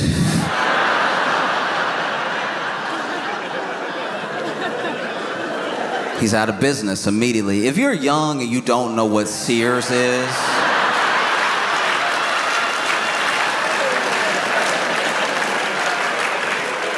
it was like a department / everything store where basically it was like Amazon, but you had to go.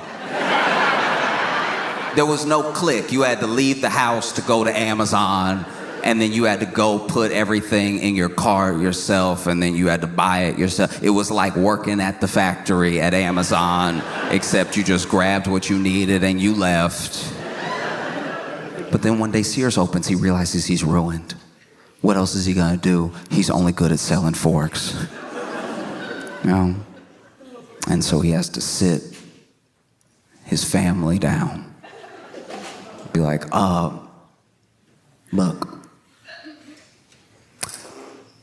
I'll be right back. I'm going to get cigarettes. And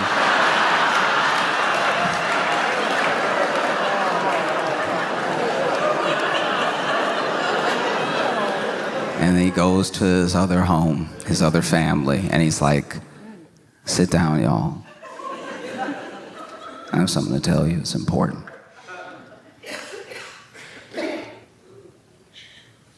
I have to go get cigarettes. And then he would go off and he'd have his own life, and he would die with a lot of life insurance, and then the two families wouldn't meet each other until it was time to collect. And that was the gentlemanly way to cheat in the 30s. All right?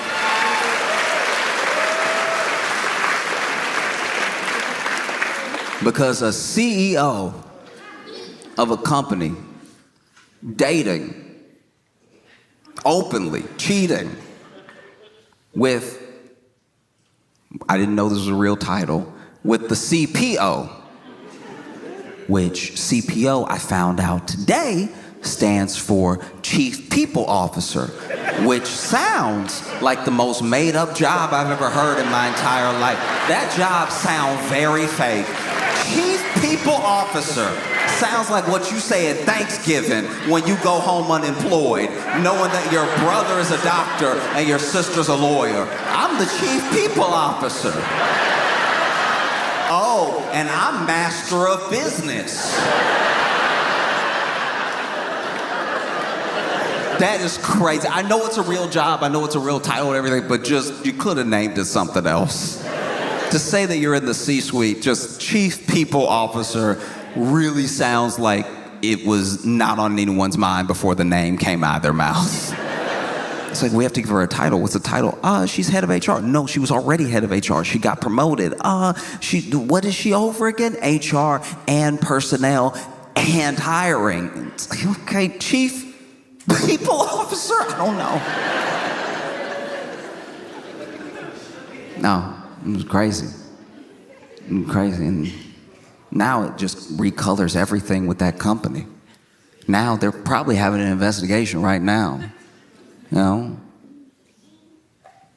Makes you take a second look at everything that happened between them, like performance reviews.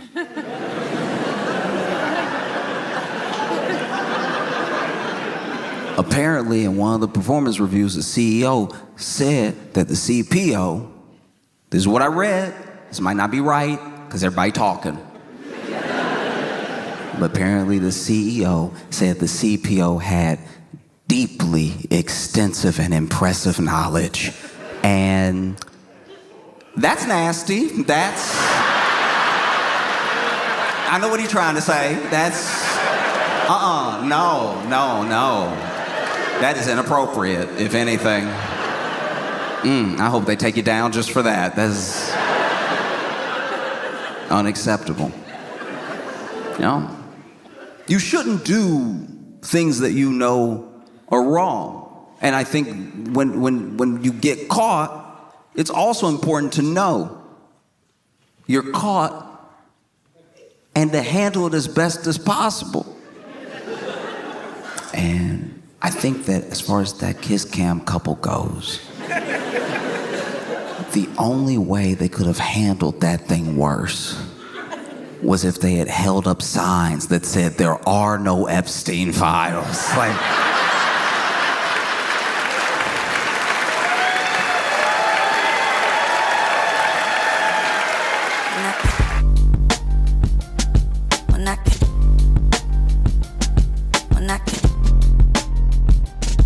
Mira, mira, mira, mira. When I